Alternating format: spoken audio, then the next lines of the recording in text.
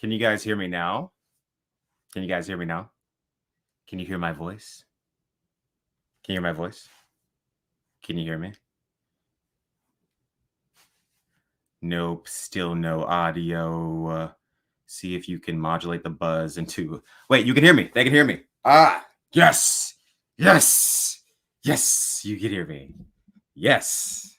All right. Let me just make sure it's loud enough. Loud and clear bass. Okay, there we go. There we go. There we go. There we go. There we go. Damn. All right.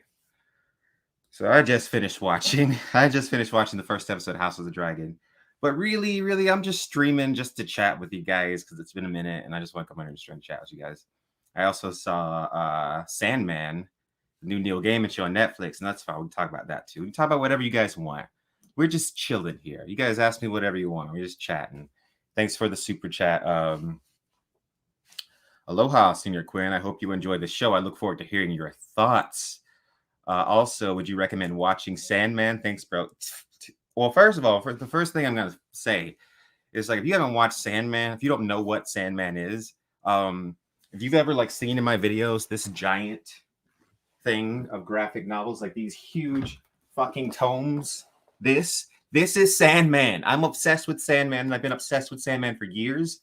They just made a Netflix show. You need to watch it. All right, I know a lot of you are here for to hear my takes on House of the Dragon, but shit, if you have not watched Sandman, we'll talk about that a little bit later. But yeah, watch it. And I've also had my wine. I'm watching Game of Thrones, so definitely had my wine. So I'm not full level Quinn here. So I'm a little bit slow tonight, guys. So you just gotta accept the slowness. I'm sure we'll be here a couple hours talking. We don't gotta speed through things.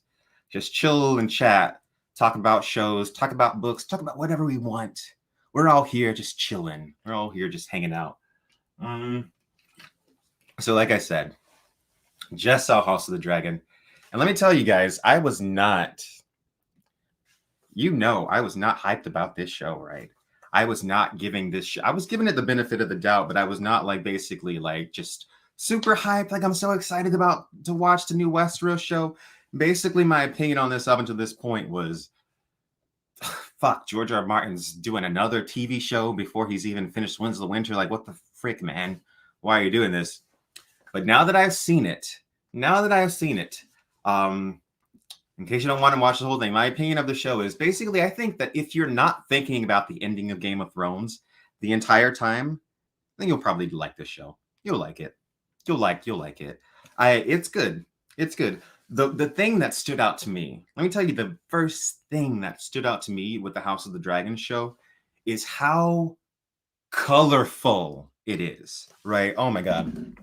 So let me tell you, Game of Thrones slowly sucked my soul out over the years because it was so just everything had to be gray and brown. Everything was gray and brown. The color palette on this show is magnificent. The banners and the clothes and just everything, the sigils, just everything looks so vibrant and bright. And this is what I had in my head when I was actually reading the books. Game of Thrones was good, but this is what I had in my head when I was reading. Where are my books? Where did I put my Song of Ice and Fire books? Where are they? I moved everything around. There they are. Like I said, I've had a bit of wine. But when I was reading these fucking monsters of books, I was not thinking about blue and brown colors in Game of Thrones. Anything that was described in the book as being colorful or interesting or vibrant, in the Game of Thrones show, it was just gray and brown. This show, oh my God, the wardrobes, the clothes, the sets, everything just looks more vibrant, and I really appreciate it, right? Okay, and I also feel like Game of Thrones, the show, because I'm going to have to talk about House of the Dragon by comparing it to Game of Thrones, because, we got to compare it to Game of Thrones. We just will. But anyways, compared to Game of Thrones, I will say that the House of Dragon also seems to kind of withdraw on a lot of the more gratuitous things in Game of Thrones. There is sex, there is violence, but while it's Game of Thrones will just really go for it and kind of go for the shock value of it all, It seems like House of the Dragon is a lot more restrained. It's like, we'll show you this to the extent that it's necessary. So I appreciated like a little bit of the restraint in the episode. Okay, I just wanted someone sent me another super chat, so let me read this real quick. Thank you so much, LPG12338. Just wanted to say thanks for telling us about the Killing Star a few videos ago. It was an awesome audiobook. Keep up the great work. Thank you so much. Thank you so much. Anyway, back to House of the Dragon. Okay. I really liked all of the little subtle, interesting nods to the book. And forgive me, guys, because I know you guys like know everything. I know like the internet knows everything. I read House of the Dragon when it first came out, but it's been not House of the Dragon. I read Fire and the Blood. I read Fire and Blood when it first came out. So that's been a few years at this point. So I don't remember exactly everything from it, but I did enjoy all of the little things in this show that just made the world more like the book, right? Just looking, I hadn't really like seen most of the trailers or like really looked at most of the promotional material, but it was just really, really just like a nice thing to see the Iron Throne with the steps and all of the melted swords of Aegon's enemies. Like, it's not exactly like the book, but I really do appreciate them trying to make it more like the source material. Like, I really do appreciate that. Okay, so Doctor Who, Matt Smith as Daemon Targaryen. I was I was kind of questioning this at first, but now that I've seen it, yeah, he definitely looks the role. He's definitely good, and I think generally this show is overall casted pretty well. So I know that this particular section of the story is not like the whole book. So Fire and Blood is a bunch of different histories, and it takes place over like 100 years, I believe. I don't know exactly. I don't remember exactly how many years it takes place over. But like in this book, you're not like really dealing with the same characters over and over again. So I definitely imagine that this show will have to like extend and stretch out certain things and embellish certain things. So right at the end of the episode, we have King Viserys telling Rhaenyra that Aegon knew about the White Walkers, right? So like I said, it's been a few minutes since I've read A Song of Ice and Fire. You know, guys, I've been on my sci-fi kick for a while. I don't remember that. Do you guys remember? Is that in the books? Like, did Aegon definitely know about the coming of the White Walkers in the books? Because I don't remember that, but when I saw that in the show, I kind of like fell on the floor when he was like, and he called his dream the Song of Ice and Fire. The only time I remember the phrase specifically, the Song of Ice and Fire, being mentioned in the books at all, is in Daenerys' vision in book 2, which is A Clash of Kings. This book, when Daenerys goes into the House of the Undying, she has this whole vision of this pregnant woman and this man, and it's supposed to be Rhaegar. And it says, "Here's just the Song of Ice and Fire." So that's the only time I remember that phrase being uttered really in the books. Okay.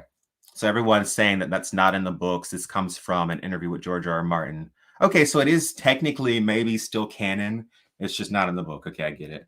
So that was interesting, but still, nonetheless, that was really, really interesting to see.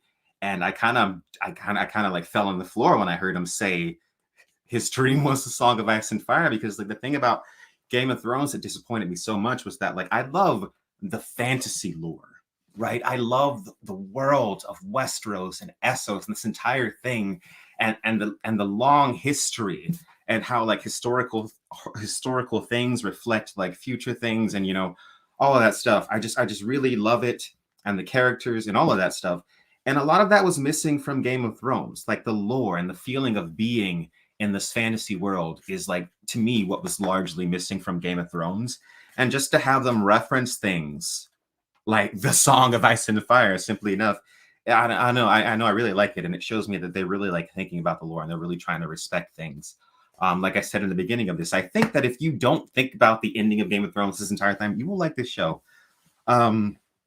Yeah. So, and also, I also feel like the cinematography not only matches the later seasons of Game of Thrones, but it surpasses the later seasons of Game of Thrones, and I feel like it's more competent, right? So, David and Dan knew how to make things look good, right? They knew how to make stylish things, but they didn't know how to make things fit emotionally necessarily.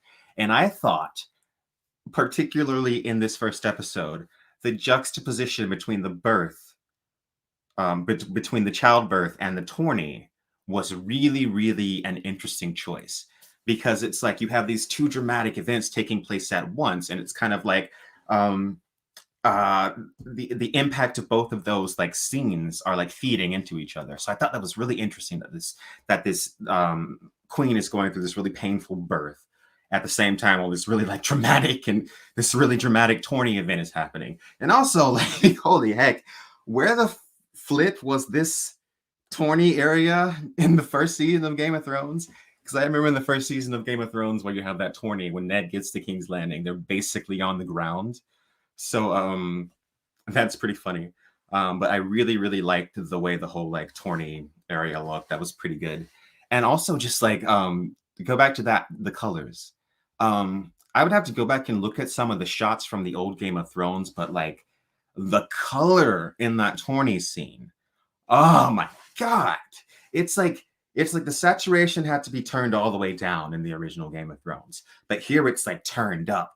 And it looks vibrant and it looks colorful. It reminds me of like reading old books of King Arthur when I was a kid, and it would have illustrated images, and it's all colorful. Everyone has colorful banners. It's not just brown and covered in dirt all the time. So I really, really enjoy the color palette. I think that the color palette far surpasses Game of Thrones. Game of Thrones never had any color. The most colorful Game of Thrones ever was when Daenerys was in Karth. That's the most colorful we ever saw Game of Thrones. We never got to see any color in King's Landing, really. So yeah, it just feels proper, and it feels like they're correcting a lot of the mistakes from Game of Thrones. And it feels like the people behind this show are really trying to like make a lot of stuff up to the fans. It seems like they know that a lot of the fans of the show have been kind of disillusioned by Game of Thrones. So it doesn't feel like they're insulting us. Like a lot of times, as a fan of George R. R. Martin's incredible books, as a fan of these books, I would feel insulted watching Game of Thrones because it was almost like they were disrespecting the source material. But here it feels like this is a love letter to George R. R. Martin's world. And that just really makes me happy. And like, look, I'm not saying forgive Game of Thrones season 8. I'm not saying forgive it. I'm not saying that it was good. I'm not saying this makes up for it.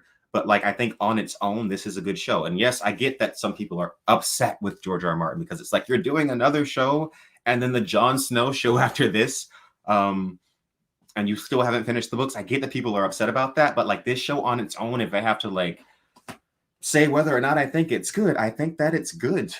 I think that if this show had come out before Game of Thrones, it would have been good. I think that now it's good. So yeah, I like the casting. I know a lot of people are like upset with like some of the Valerian casting, which is like really weird to me. Like it's a fantasy continent. If you're like upset about people that are brown skinned on a fantasy continent, then I mean, I don't know what to tell you, man. If George R. R. Martin is okay with it, then I feel like you should be okay with it. I don't know. That's a little weird. I think the Rhaenyra Targaryen casting is really good. The series is really good. Like I said, Daemon is really good. So, and the dragons, I really appreciate the dragon that we did see. I think we only saw one dragon this episode, but the dragon that we did see, because like I said, I have not looked at all the promotional material like a lot of other people have, but the dragon that we did see, I appreciated the fact that it looked pretty, move my light out of the way. It looked pretty different from the Game of Thrones dragons because all of Daenerys' dragons were the exact same model. They looked exactly the same, except for the fact that they were different colors. But I appreciate the new dragon design, and I hope to see more dragons. They mentioned in this episode that there was 10 dragons that the Targaryens possessed. They're at the height of their power. So no doubt we'll see dragon battles and all sorts of things. So like I said, I think too, one thing that I have to mention too, because I don't want people to jump into this show just like expecting like I'm gonna be like super amazed by it. Like I'm a fan of George R. R. Martin's books. Like I love Westeros and A Song of Ice and Fire, and I've always been a fan of those books. I'm not necessarily like a fan of the Game of Thrones show universe necessarily, but I think that you gotta understand my expectations were really, really, really, really low when I watched this show. So I wasn't like expecting it to even really be good. I'm sorry to say.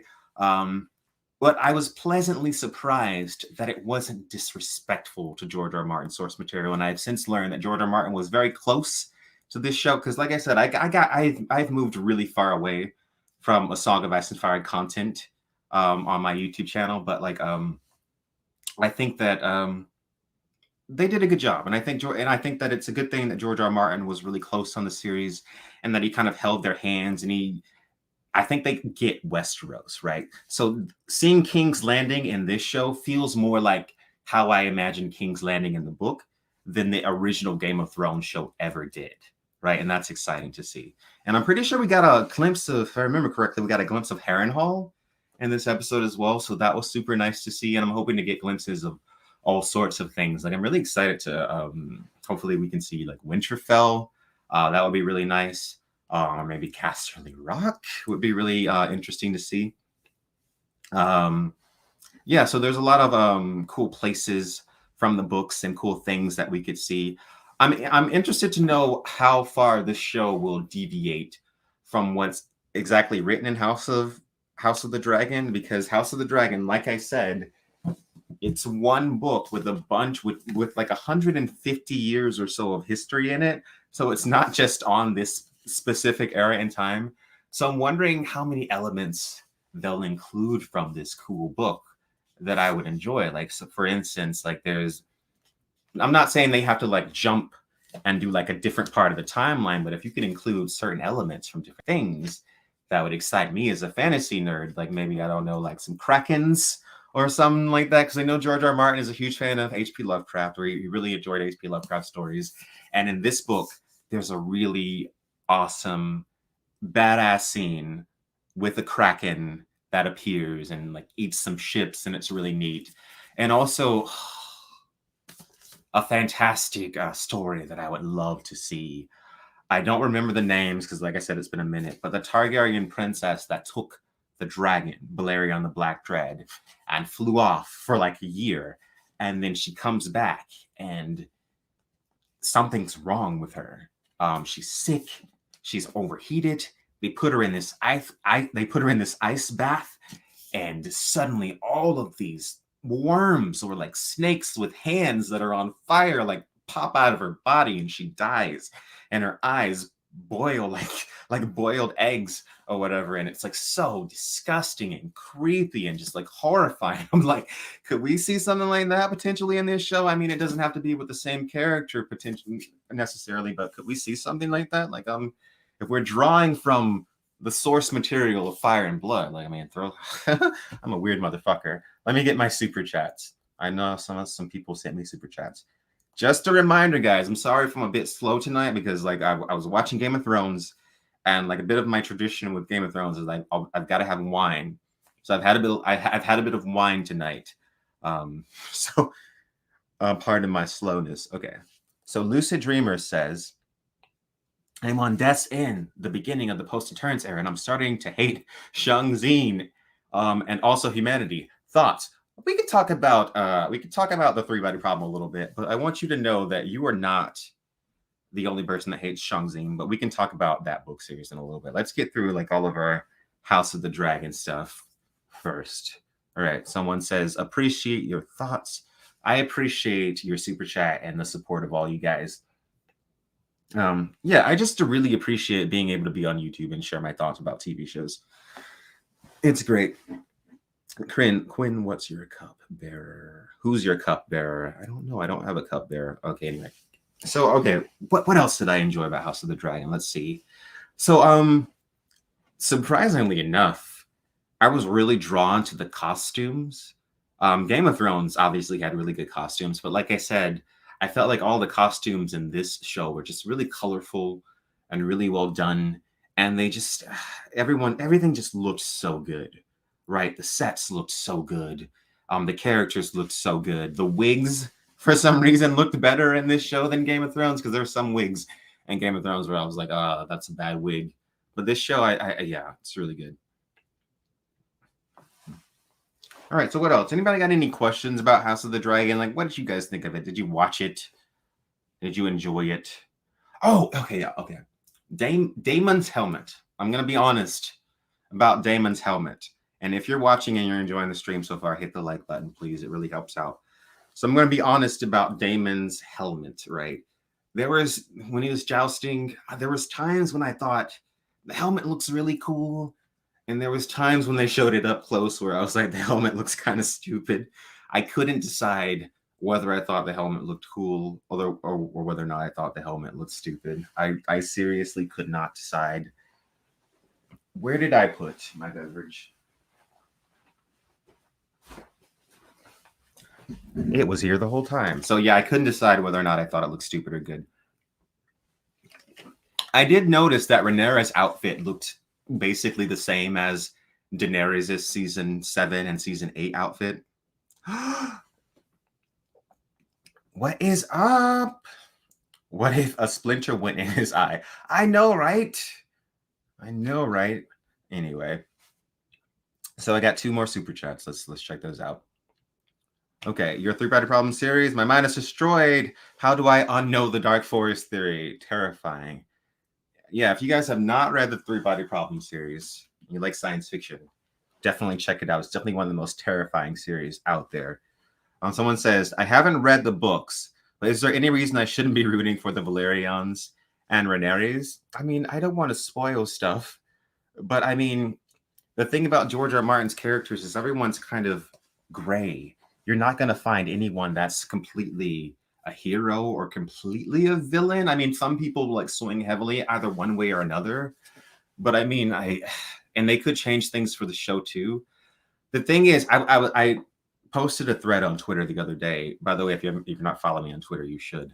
But I posted a thread on Twitter the other day about heroes, just the concept of being a hero, right? And I was talking about Dune really, where it's like people think that being a hero is a trait, is a static trait that somebody possesses.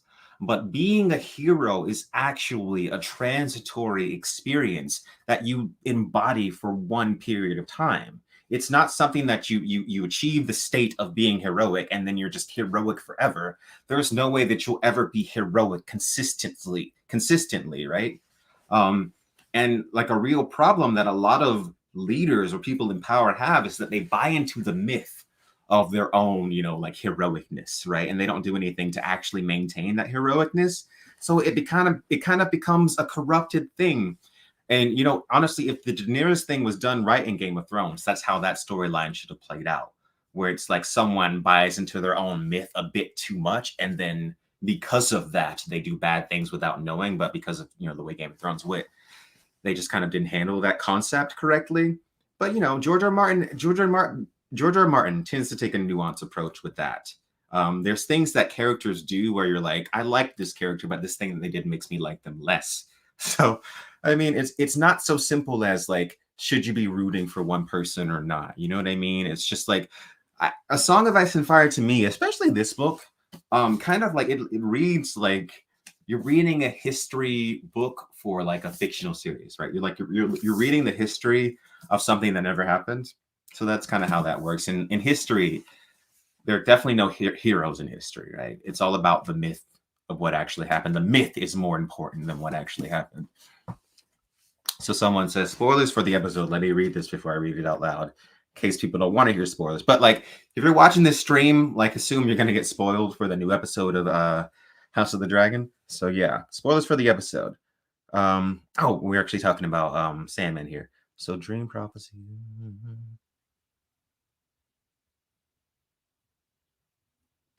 Okay, so you're talking about House of the Dragon, actually. So dream/prophecy is spread from ruler to heir. Does anyone actually see Maegor caring enough to share the dream story? I don't know if Viserys was necessarily implying that the dream prophecy has been spread down from heir to heir consistently in that way, or if it's just something that Targaryens kind of know. Unless I missed something in the episode, he could have very well said that this was an heir to heir thing. I don't know. I think Maegor, even though he was like a vicious, cruel motherfucker, I think that if that was something that was like a part of his duty to share, then he would have. I mean, if that's something that George R. Martin actually had in mind this whole time.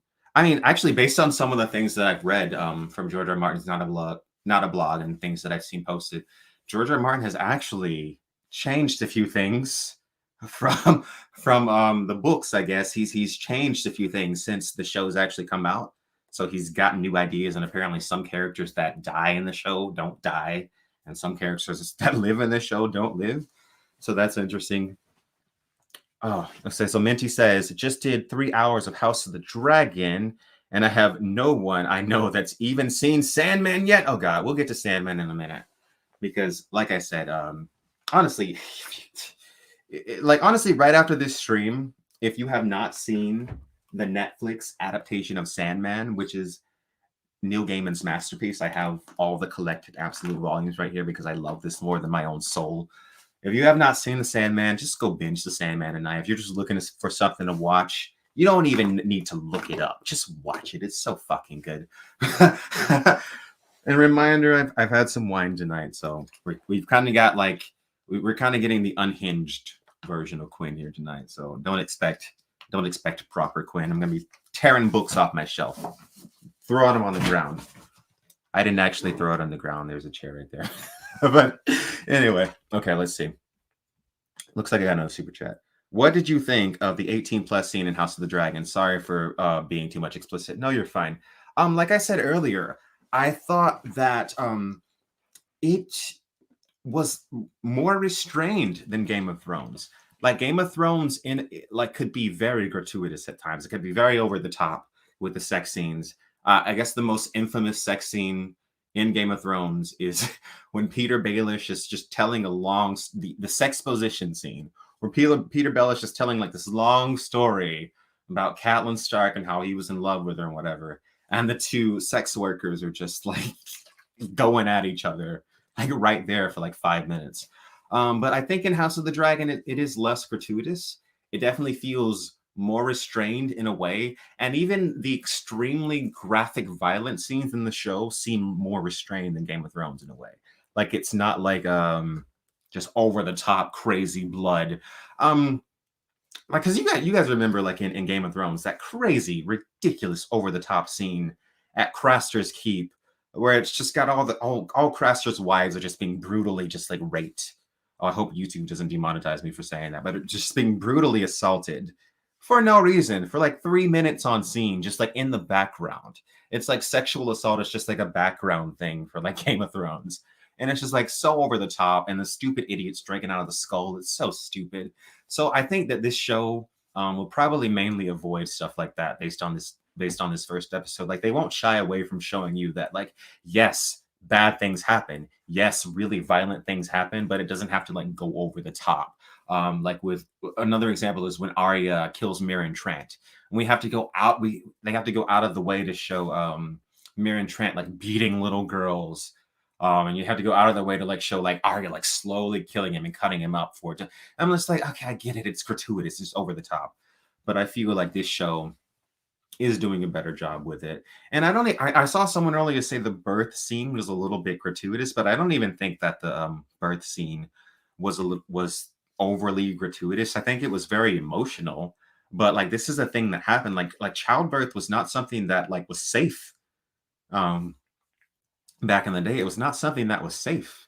So I think it matters that scene would be a little bit like dramatic and would be emotional because this is someone having to choose between their child and their wife, right? And he ultimately loses both, which is extremely tragic. But I mean, like that scene shouldn't be like something that's easy to watch. Whether I feel like certain scenes, whereas I feel as certain scenes in Game of Thrones didn't necessarily need to even exist, right? Or could have been like something that was hinted at rather than explicitly shown. And we're gonna talk about Sandman a little bit later, but yeah, I feel like in the most recent episode of Sandman, there was a really good example of how to show restraint when it comes to like something like that, like sexual assault. In the Calliope episode. Someone says, House of the Dragon is fire so far. Yeah, I gotta say, I agree. Like, so I've maintained this entire time that my expectations for the show were pretty low. I wasn't just gonna go out of my way to get hyped about it just because I've just been disappointed by so many things consistently, like adapting things. And I also just thought it was a little bit weird that there was another show before the book. But like watching the show, I was pleasantly surprised, and I just thought it like not only was it just respectful, it was beautiful. I thought the CGI was as good as the best CGI on Game of Thrones. There was a few parts where the CGI looked a little bit bad, like right at the end, Daemon Targaryen petting his dragon kind of looked a little bit bad. But like mostly the CGI was beautiful, and just like the color palette, I really appreciated the colors. Looks like we got David Lightbringer in the chat. What's going on, dude? Yes, I did. I definitely did enjoy the show a lot more than I thought I would. So that says something for sure. Let's see. Getting a lot of comments. Not a fan of any characters so far. Well, maybe you just need time for some characters to grow on you. I think the casting is really good for sure. Someone says, love the content, more streams, please. You know, guys, I always think about doing streams. I think I should just go stream now, but I like never do. I never do. Mm-hmm. So yeah, like what else about House of the Dragon? Yeah, I liked it. I liked it. Someone says, any way to get hold of your Tadia graphic novel now? Yes, if you go to my website, quinnhoward.net, you can totally grab my graphic novel, Tadia. Let me get it. So yeah, it's totally like available on my website right now, quinnhoward.net. If you don't know, I did a graphic novel called Tadia, and working on a new one now. That's science fiction, so that's going to be super fun next year. Someone says, I'm going to put that on the screen.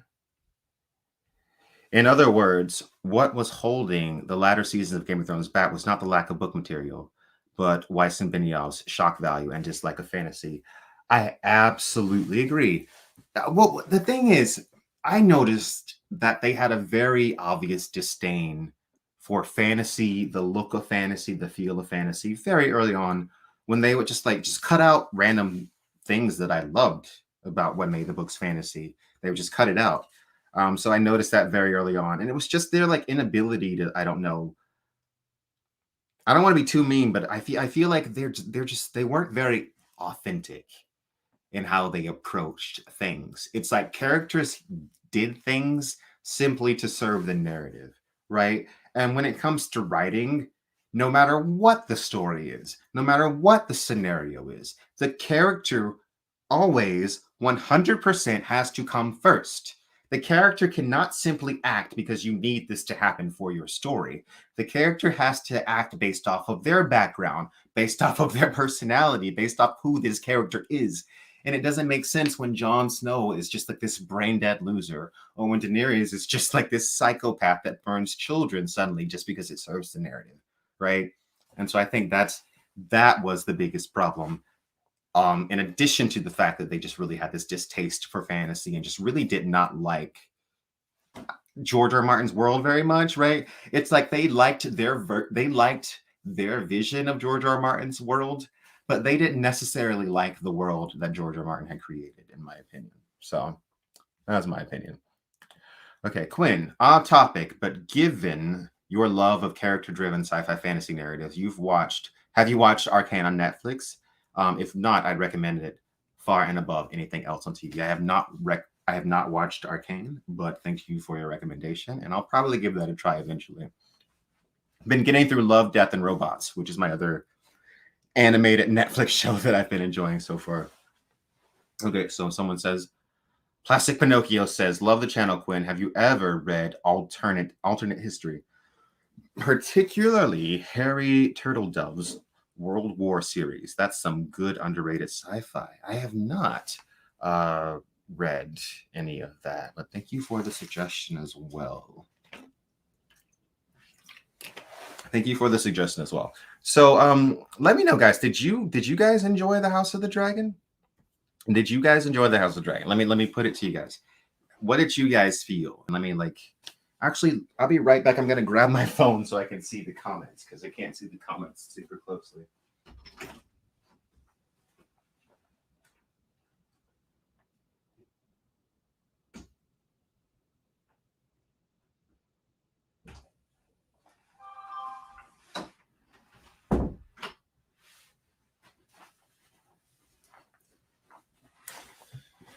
Yeah, I love Samsung phones. Like people are like an iPhone. I'm like, can an iPhone do this, bitch? Can an iPhone do that? Like, yeah. Can your iPhone do this, bitch? Anyway, let me look at the comments now. So everyone's saying yes. Someone said I did. The dialogue was not world class. Some of the dialogue definitely seemed like it was like wink wink to Game of Thrones fans or like wink wink to book fans. But yeah, I think for in general, it had pretty solid dialogue. I mean, the dialogue in this episode was pretty much better than any dialogue in Game of Thrones season 8. Can we just like admit to that? Like this was definitely better than any dialogue in season 8. People are saying I loved it, I liked it. Um Really liked House of the Dragon. Someone says no comment. Oh my god, Hightower. What's up with Hightower trying to pimp his daughter out to Viserys? Like, dude, what? Like, dude, that's crazy. That's crazy, man. He like did it so cool, calm, and collected too, like no one was gonna notice that you're pimping your daughter out to the king. Okay, whatever. But the thing, say what you want about Damon. He's right about Hightower. He's right about Hightower. Like he's got his own motives. He's got his own family and himself in mind. He's not really thinking about the king, right? And House Targaryen doesn't care. Mm-hmm. Someone says no, it's doo doo. Someone says, yeah, references are cringe. I mean, not all references are cringe, but there's some references when they're like straight up and it's too obvious that are cringe. I must admit, I liked when Viserys said something about a feast for crows. I forget exactly what the phraseology was, but he referenced a feast for crows, which is the fourth book in the series. Also happens to be like one my favorite book, kind of, because I really enjoy like just the feeling that it's like because that's really like the book where Brienne shines, and Brienne was always one of my favorite characters, and it's like really just like this cool book where she's going on a quest, and then you got all these new characters. You got the Dorne storyline, so I really like the Feast for Crows, and I always like the phrase "a feast for crows" because it just speaks so highly to just like the futility of war. Because when man fights man, nobody wins anything. It's just a lot of death. And the only entity that really gains anything from that are the scavengers, are the parasites, the crows that come and feast on the dead. So I've always really appreciated the title of Feast for Crows, and I really think that I like the way that they use that. I don't know why, but the chat on here keeps not refreshing, and it's really annoying. The chat on my phone won't move. Stupid. Stupid. Someone says, I didn't notice it was a reference to that book. Yeah, it was. Someone says, the orgy scene reminded me of Caligula. Okay, look, I've seen clips from Caligula, and that orgy scene was nowhere near as graphic as that particular film starring Malcolm McDowell. Nowhere near. Someone says, close and open the chat. I'm trying. It just won't like. Oh, there we go. There we go. Now the chat's moving. Someone says, I feel like A Song of Ice and Fire Prophecy really surprised people, and not necessarily in a good way, since it really doesn't line up with how Game of Thrones ended. Yeah, it's kind of okay. Let me be frank with you. I think I got more excited from hearing him say A Song of Ice and Fire at the end, just because of the way Game of Thrones seemed to entirely ignore that specific phrase, "The Song of Ice and Fire." So I think I got more excited because it was just nice to hear him say that. But if you really think about it, he's talking about how a Targaryen has to be on the throne for them to defeat the White Walkers, and that's not true. A Targaryen was not on the throne when they defeated the White Walkers in Game of Thrones, unless. Okay, hear me out. We're really going to get into some speculation. This is drunk Quinn's ideas speculation, right? Because hear me out, right? So HBO, Kit Harington came to HBO and George R. R. Martin with this idea for this Jon Snow TV show, right? Where it's like Jon Snow's whatever he's doing beyond the wall after Game of Thrones, right? And they're doing it. They're gonna do it. The rumor is that Emilia Clarke is in talks to come back, right? And you know, when Game of Thrones ended, I said, "Yeah, I'm drunk. I had wine with Game of Thrones." Anyways, the way Game of Thrones ended, right, is very suggestive, right? So you got the dragon, and does not burn Jon Snow, but he picks up the dragon, he picks up Daenerys, and flies away. Where's that dragon going? They've already established in previous episodes that the dragons are not just like dogs like they are in the book. They're like really smart. They're like maybe as smart as people. This dragon is taking her to Valyria. It not Valyria. It's taking her. I'm blanking because I'm drunk. It's taking her to where the Red Priests are. What's the continent? The not what is the kingdom that they are in? What is where the Red Priest temple is? Where it's Volantis. And she's taking them to Volantis. It's taking her to Volantis, and the Red Priest are gonna bring her back to life. They're gonna bring her back to life, man. Daenerys is. I don't know why people have such a hard time thinking this is gonna happen. It was not only was Daenerys the most popular character in all of Game of Thrones ever. This is Amelia Clark's most popular role of all time. Amelia Clark is probably not going to get a role as big as Daenerys Targaryen for the rest of her career, right? It's just not going to happen. It's like Daniel Radcliffe will probably never get a role as big as Harry Potter for the rest of his career. So why wouldn't she come back, right? So maybe they're gonna maybe they plan on extending Game of Thrones, right? So the Jon Snow show is just gonna be Game of Thrones 2, essentially. So maybe they're just gonna change things. It's money. I don't know what to tell you. I don't know what to tell certain people. Like people assume that giant corporations, just because they make something that you like, that they actually care about maintaining integrity with the stories. It's about money. If they can create something that's relatively enjoyable that they can get away with, it's about money. They're gonna do it. They're gonna pay Amelia Clark $1 billion. She's gonna come back. Kit Harington's gonna come back, and they're gonna do Game of Thrones 2.0. And you're all gonna watch it. We're all gonna watch it anyway. So that's the thing. So maybe they're just going to change it, and eventually Daenerys will end up on the Iron Throne. We don't know, because it's a cash cow.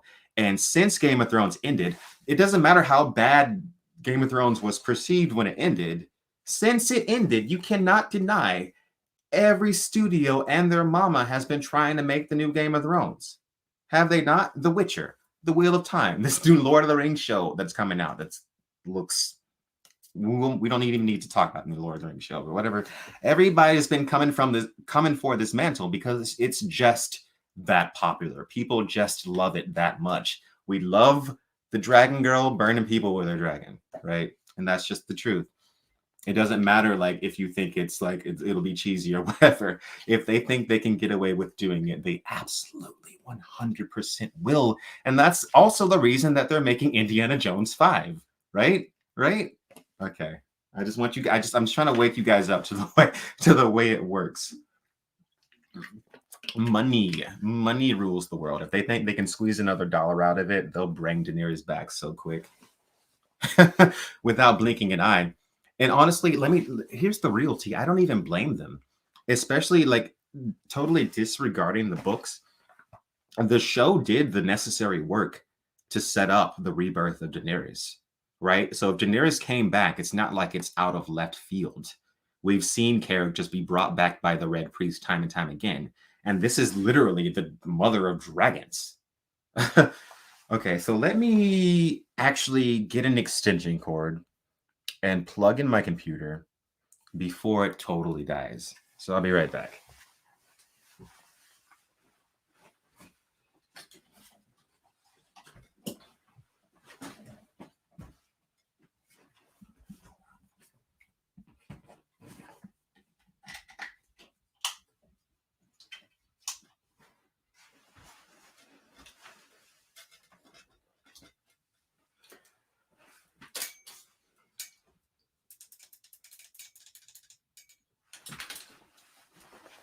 I have returned. Yeah, so where's my phone?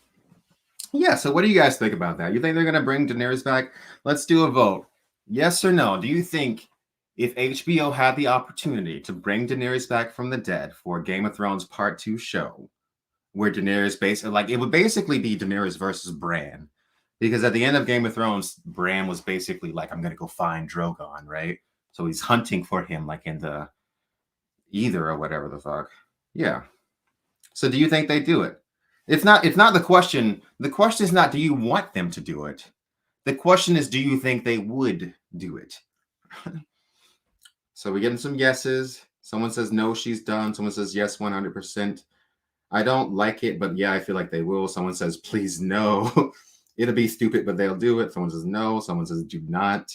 So we got some mixed reactions. I think that I'm more cynical, and I think that that dragon took Daenerys and scooped her up and flew her away without us seeing her body destroyed for a reason, right? You don't do things like that in TV shows unless you want to leave it open.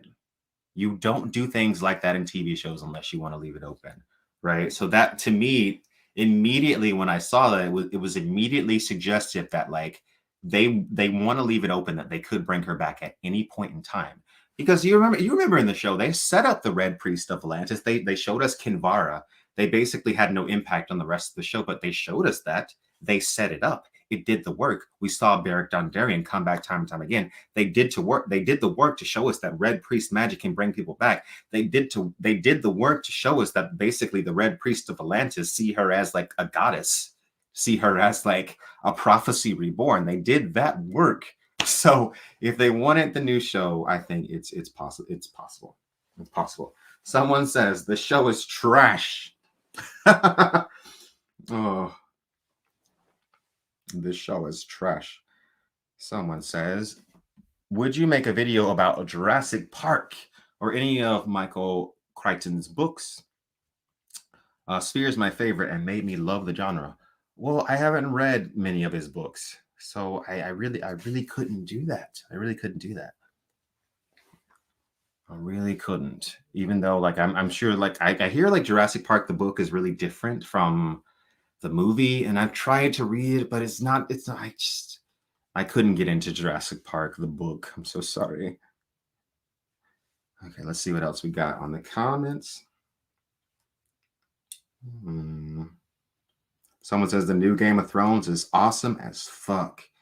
You know, the thing is, I guess the reason that like I'm so like the what compelled me to come here and stream about it in the middle of the night is the fact that I wasn't expecting it to be watchable.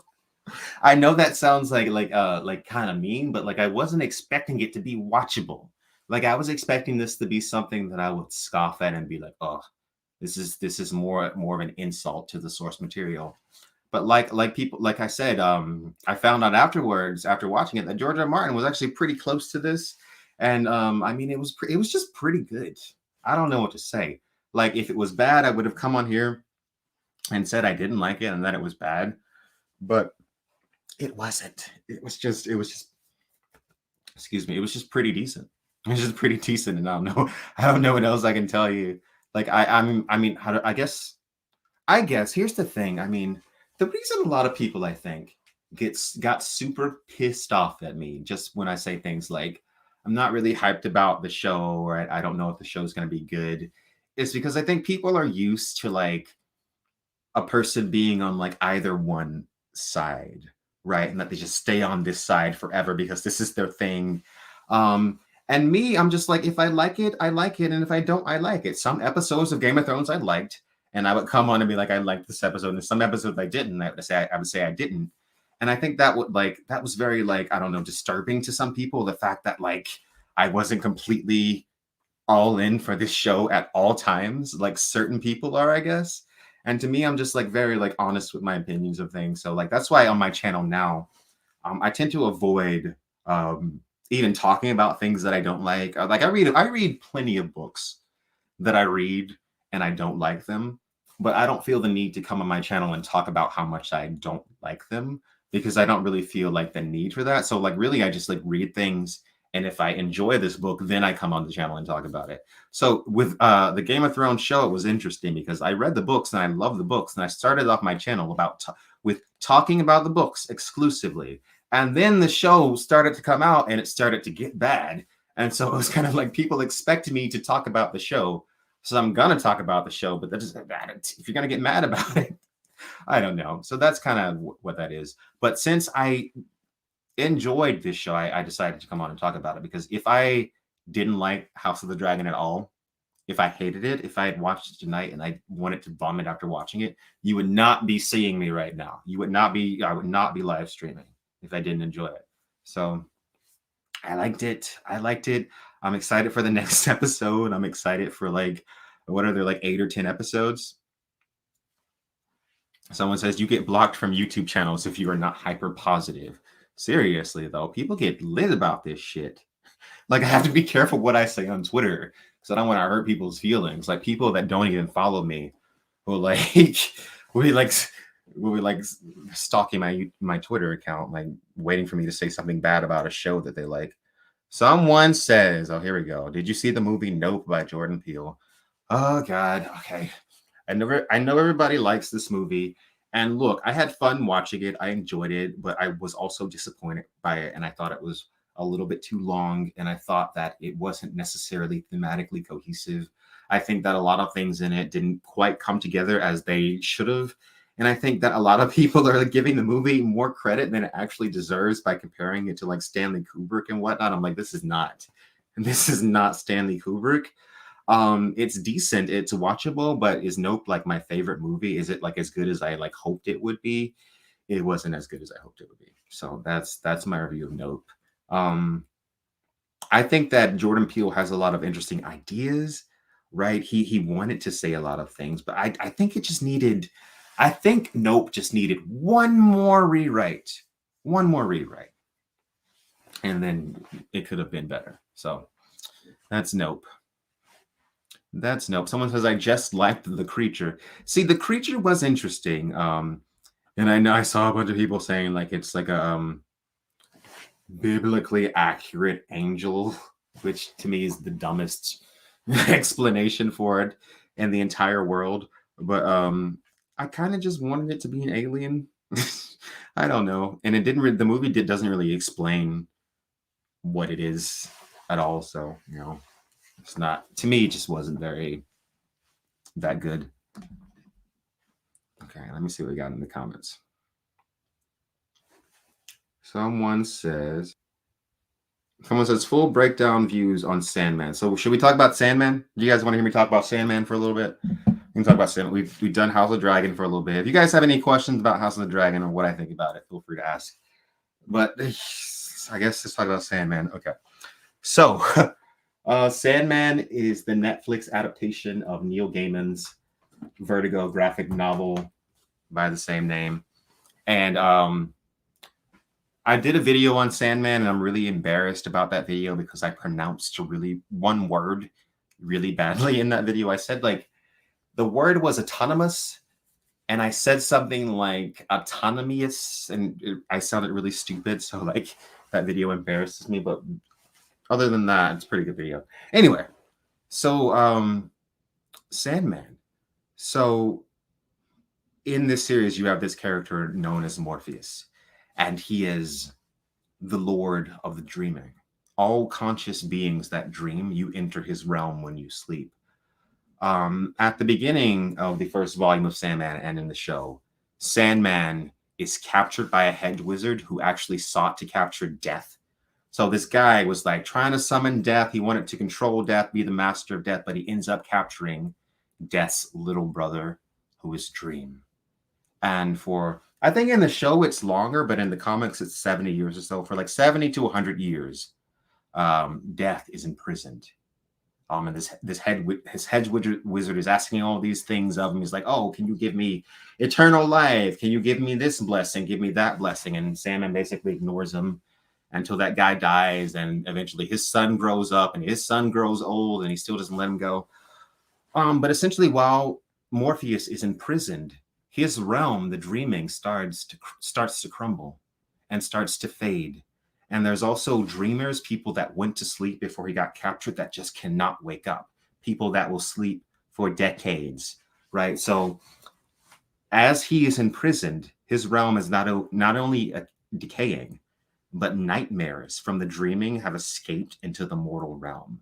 And also the dreams, Morpheus is a lot of his artifacts, which he's put a substantial amount of his power into, have been taken and given to mortals and like hidden in different places throughout existence, right? So essentially, he has to hunt these objects down. One of them is the ruby that can make dreams come true. Mortal men are not meant to possess this ruby. There's an episode in the show that's exactly taken from the comic book that shows you exactly the bad things that happen when a mortal possesses the ruby that makes dreams come true. Um, and then there's his pouch of sand, and there's a really like sad sequence. I guess the sequence itself is meant to like represent in the comics and in the show it's addiction. Basically, it's how addiction destroys a person. So that's the deal with the sand. And then the other is of course his mask. And they don't really explain the mask in the show yet, but it is the skull of this demon that he fought at some point in time back in the day. So that was really cool. So yeah, the show's that's basically what the beginning of it is about, and it's a bunch of stories that involve Morpheus as he's basically repairing humanity. Humanity in his absence has grown more and more kind of sick and twisted as they've been influenced by various things, and also just the nature of humanity is just we're like complicated beings. So Morpheus is dealing with that, and there's just a really interesting host and cast of characters, and it's just a beautiful, dreamy show. I really enjoyed Gwendolyn Christie in particular as Lucifer. So basically in the Sandman universe, any being that humanity invents or dreams of or has an idea of gets personified, and that includes God, that includes Lucifer, that includes like basically everything. So Lucifer exists, and they are the master of hell. And I just thought the show's version of the scene when he goes into hell and he confronts Lucifer was just so well done. And it's almost they have this battle of I don't even know how to describe it. They have this battle of will, and a battle of concepts.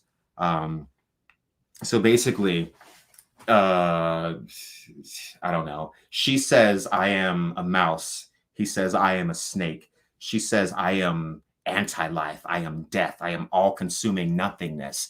And he says, I am hope. You know what I mean? So I just thought it was really well done. And I really enjoyed Gwendolyn Christie and also the actor that plays Morpheus. I also thought the actress that was Death was so good. And like I saw this clip on Twitter that was comparing it directly to the comic, and the scene, the whole like sequence with Death was just like word for word taken from the comic, and the actress just did a fantastic job. And I saw a lot of other people saying, again, complaining, like saying that like, oh, like I wanted her to be a goth girl and I wanted her to be pale skinned. A black girl can't be a goth girl. I'm sorry. Like what? Again, Neil Gaiman is very close to the Sandman show. Neil Gaiman has been very close to this show. And if he's okay with a black girl playing Death, I feel like everybody else should be okay with it. Like, in fact, when you actually think about the Sandman and the way this universe works, none of these characters look like how they look on screen. These are all ideas that have been dreamed up by mortals. In fact, in the episode where you see Lucifer go into hell, and I actually didn't know if they were going to do this because this is exactly from the comic. He's walking in hell, and he's walking through like whatever, like the mountains or whatever, and he sees imprisoned this black woman. And they don't explain it in the show, but this is a woman named Nadia, and she was the queen of the first ever human empire in Africa. This is a black woman. And in the show, for a second, you see Morpheus in his African form. Like a black actor shows up. And I imagine that confused a lot of people. But that's directly from the comic, because you have to understand these beings are not real. These are entities that are thought up by humanity. They are the personification of human ideas and concepts, right? And I think that when people complain about like, oh, a black person being death or this, that, and that, I'm like, you don't get it. You just seriously don't get it. And it's really frustrating because like if you read the text again, read the graphic novel again if you don't get it, because like it's ridiculous. So I mean, I just really enjoyed the show. I think it was just very respectful to the comic book. It was touching. The actor that plays Morpheus is just brilliant. The death actress was brilliant. Um, Lucian, I really enjoy that actor. The person that played the Crow or the Raven, I can't remember which one. The voice acting was really good. And it just managed to stay so close to the comic book, which I really appreciate. I just really appreciate how close, because I think a lot of adaptations, they'll get these showrunners that very much have their own idea, right? They have their own idea of what this is going to be, and they don't care that much about the source material. And so you'll get like, I'm sorry if you like this show, but you'll get like a Lock and Key, for instance, where like, I haven't seen the new seasons of Lock and Key, but the first season, from what I've seen, it's very much like you don't really get the tone of how this is supposed to work, right? You don't really you're just making your own thing. But the Sandman, I think, since Neil Gaiman was so close to it, it feels like just this is a love letter to these books. And I'm just so excited for season 2. I know Neil Gaiman said this was a very expensive show, so it's still up in the air whether they will get a season 2, even though it's been very popular. But I really do hope so, because I think that the stories in Sandman are very important. It's all about humanity and human consciousness and what makes us who we are, right? Because the endless, like dream, desire, destiny, death, despair, all of them are just a reflection of who we are, and that's what this show is about. It's a reflection on humanity, which why I kind of like. I think some things work better without like the time jump that the show has, because the show is like it's taking place in the modern era.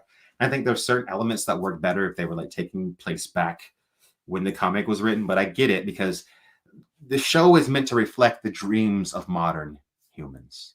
It's about us. So yeah, I think I Neil Gaiman is just such a master, such a genius. Yeah, and I really appreciate the fact that such a great television can exist. And The Sandman was something that I was really hyped about. I was really excited about. It wasn't like House of the Dragon, where I was like had low expectations, and then I thought just maybe it would be good, and then was pleasantly surprised. Sandman was just as good as I thought it would be, so that was exciting. Someone says, "Where's the purple people?" Someone says, "Are you on the West Coast, Quinn?" I am. On the West Coast, down on the West Coast. Okay. Quinn, when will you do Heinlein's books? Eventually. You look, I got a lot of books in this library, okay? So next on the channel, we're working on some Peter Watts videos. Actually, sooner than that, we're gonna do like a philosophy of Dune video. I did like some interesting, or I thought they were interesting threads on Twitter the other day about Dune and the transitory nature of like being a hero and greatness, and why there's no heroes in Dune. So I've been working on the process of kind of making that into a video so that I can produce it and put it here on YouTube for you guys.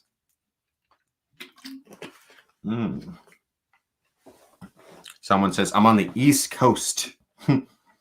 Up way too late. Yeah, what time is it on the East Coast? It's almost 3 a.m. there. I'm actually from the East Coast. Looks like I got a super chat. Thank you so much. Have you ever read the Culture series? Would you cover any of them? Oh, I've never read the Culture series. I mean, I know I like have every single book in the fucking Culture series, but yeah, I don't. I've never read it. No, I don't know what that is. I have no idea what that is. No, I mean, eventually, I mean, like I said, there's so much to cover, and the culture books are really good. It's like this huge, giant, expansive sci-fi galactic universe. So yeah, eventually I'll talk about everything. Yeah, my dream is to just like talk about everything in my library that I like.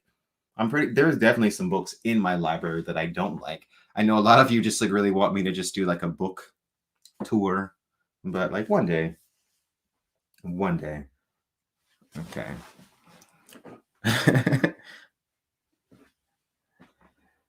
Do you guys have a Discord? I don't have a Discord. Should I get a Discord? Like, is that a thing? I'm like not hip with the new technology, guys. I'm like 28, and I feel old. I feel old. I see Berserk back there. Yes, I have started reading Berserk. It's been recommended to me for years. It's pretty good. I haven't been like the biggest manga person, but pretty good. Not just pretty good. It's really good. Okay, someone says, I love your content. Thank you. Thank you so much for your super chat. Someone says, I should get a Discord. Discord, Quinn. Damn it, I'm 42. Someone says, how dare you? One Piece. I've never read One Piece. Never read One Piece. I keep putting down my phone, but it's legitimately the best way to see the comments. I can't like even see them without looking here. Are you live right now, Quinn? No, actually, Super Adam Cox, this is actually a recording, and I actually planned it up until this point so that I could say your name here. Basically, you're on the Truman Show, and it's my job to reveal to you the fact that you're on the Truman Show. Everyone in your life is an actor, and everything is planned out for you specifically. I am not live. This is a recording, just as a reminder. Anyway, I'm just kidding. I am just kidding. Okay. Someone says, hi, I'm from Scotland. I'm from Georgia. Currently, I am in California. California knows how to party. You guys, anybody in my audience, this is weird, but you ever watch South Park, the episode where it's like the Night of the Living Homeless, where it's like to get rid of the homeless people, like they make a song and it's all like California, super cool to the homeless. It's like I think about that and I'm weird. Sorry. Again, don't judge me. This is drunk Quinn. I got my Powerade. I had a bit too much wine.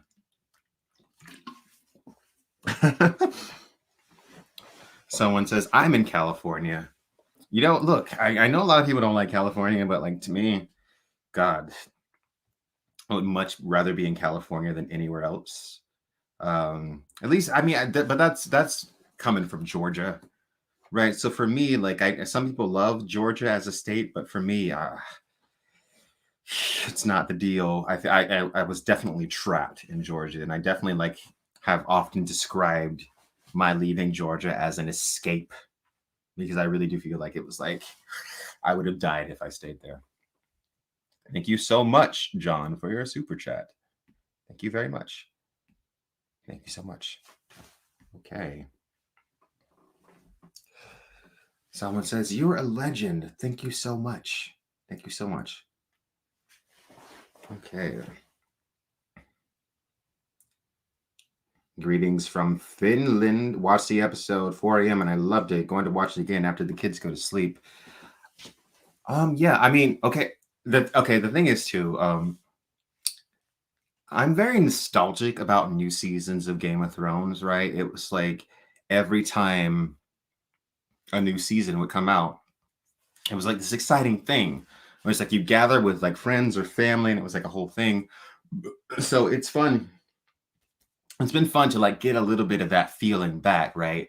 And it's funny because I didn't really get the feeling until I first started the episode. And once I started the episode and it got going and I saw what it looked like, I was like, okay, this might be better than I thought it was. Because I was really, really expecting just to be like kind of scoffing at it the whole time and frowning the whole time and like thinking like that's not like the book the whole time or whatever. But like I said, it's really respectful. And I think that like I'm rooting for them. I'm rooting for them and I'm rooting for this show.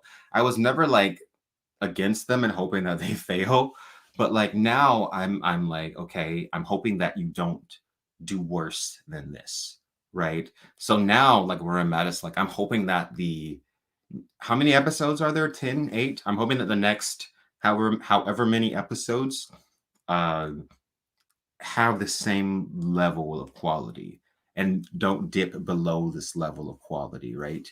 Um there could be better dialogue. I will say that there could be better dialogue. But then again, I'm also comparing this to like early Game of Thrones dialogue when the dialogue was like at its height.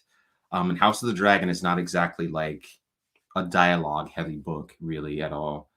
There's certain like memorable lines, but it's not like it's like a dialogue heavy book, like in the sense that like Game of Thrones and A Clash of Kings are, especially. But yeah.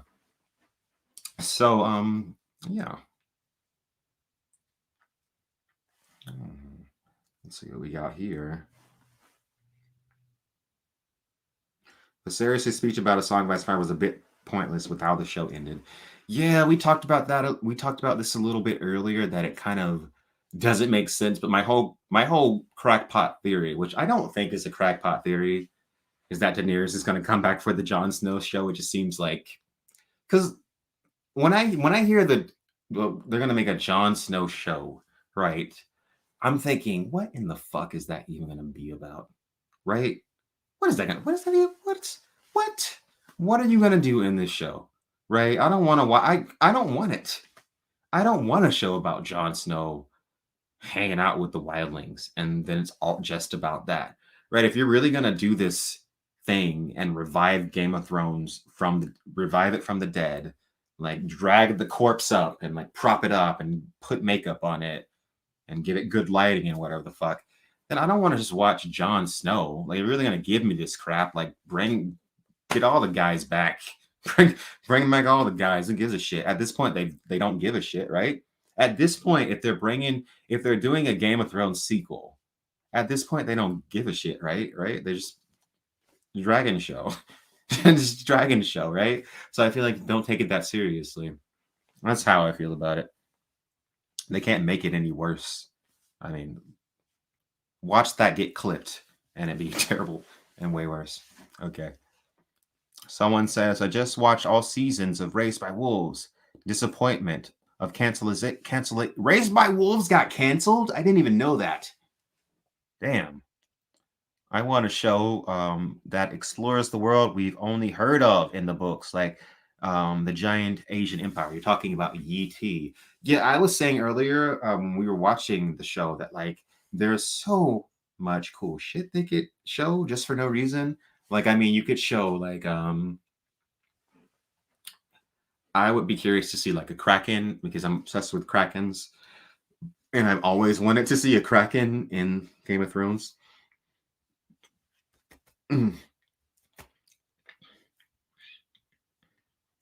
Or maybe like merfolk, right? I was also thinking about like merfolk. I mean, like if we're not gonna have the White Walkers, can we like just sprinkle in some other little fantasy stuff? Like it's not David and Dan anymore, right? So I'm wondering how willing these showrunners are to like show us a little bit of magic, right? How willing are they to show us a little bit of magic? Since David and Dan like really like felt the necessity to like really shy away from anything that looked fantasy, like give us maybe like a little sighting of some merfolk, maybe a little taste of a kraken, maybe a little mention of an ice dragon, just like a little bit of a hint. Maybe like you can just like mention a shy a little bit more and like just tell us a little bit about it. And I was also wondering about this show, the potential for flashbacks, right? Because we don't need a whole show, right, on every period of history in the Song of Ice and Fire universe, right? So if maybe we could have like a flashback to, okay, hear me out. Out of everything that I could potentially want to see a flashback to, I would love to see a flashback to the melting of Harrenhal, right? When Aegon took his dragon and he was like, "Hey, motherfucker, you gotta surrender, or I'm gonna end you." And then you got Harren being all like, "Well, fuck, stone doesn't burn. Like I'm staying in my castle." And but yeah, motherfucker, stone melts. So like, I just think it's so epic. Like Aegon like flying up into like beyond the clouds and like the silhouette of the dragon on the moon, and then just diving down and just melting the fucking castle. And just like, I know they said they wanted to shy away from the most gratuitous violence, but I feel like Danny's dragons always just kind of incinerated people instantly. But like, if we could see, I know maybe this speaks more about me than anything, but like, if we could like see like Heron or somebody like melting inside of the castle as it melts, like his like flesh melts off, and he's like, ah, wouldn't that be kind of fucking sick? Yeah, I don't know. I just think it'd be cool if we got like a cool flashback to that, because we want people to understand like dragons are like no. I know people understand that dragons are no joke, but I mean, like, come on, man. We don't need to do a whole Aegon show to show that scene, right? Thank you so much, Jonathan K, for your super chat. I appreciate it. I really do. Thank you so much. Thank you so much for saying I'm amazing there. You know what? The thing is, I'm pretty convinced that no matter how like good you get at narrating and speaking, that you'll never like the sound of your own voice. Because there has never been a time when I've been editing a video where I've been like, oh, I sound good. Yeah, I'm doing that. No, well, not never, but most of the time, most of the time, I'm listening to my own voice and going, "Oh God, that's what I sound like." Jesus Christ. Oh, well, I don't know, but I appreciate the compliment. It helps with my self-esteem. Oh, let's see. Do you think they will adapt Rama 2 and the rest to screen? If so, who's playing Nicole? Like I've said a bunch, I am not good at like the casting people from Hollywood because I don't know actors. I don't know actors that well. But do I think they're gonna adapt the other Rendezvous with Rama books, which are these three? I don't know if they're gonna do them. Probably not. It seems like Villeneuve is mainly concerned with this one. So Villeneuve is mainly concerned with this one. And I think like the other books, I mean, the movie might contain elements of the other three books, but I think mostly we're going to focus on the first one with the new Villeneuve movie. And if you don't know, yeah, Denis Villeneuve is planning on adapting Arthur C. Clarke's classic Rendezvous with Rama book into a movie at some point. But he's also got Cleopatra on the waiting list, so I don't know like when. So yeah, okay. Someone says, when are they gonna do a Moti's movie? I don't know what that is. Someone says, you're a lamb. You're too hard on yourself. Thank you so much. Thank you so much. Someone says, you missed a blue super chat question. Oh, no.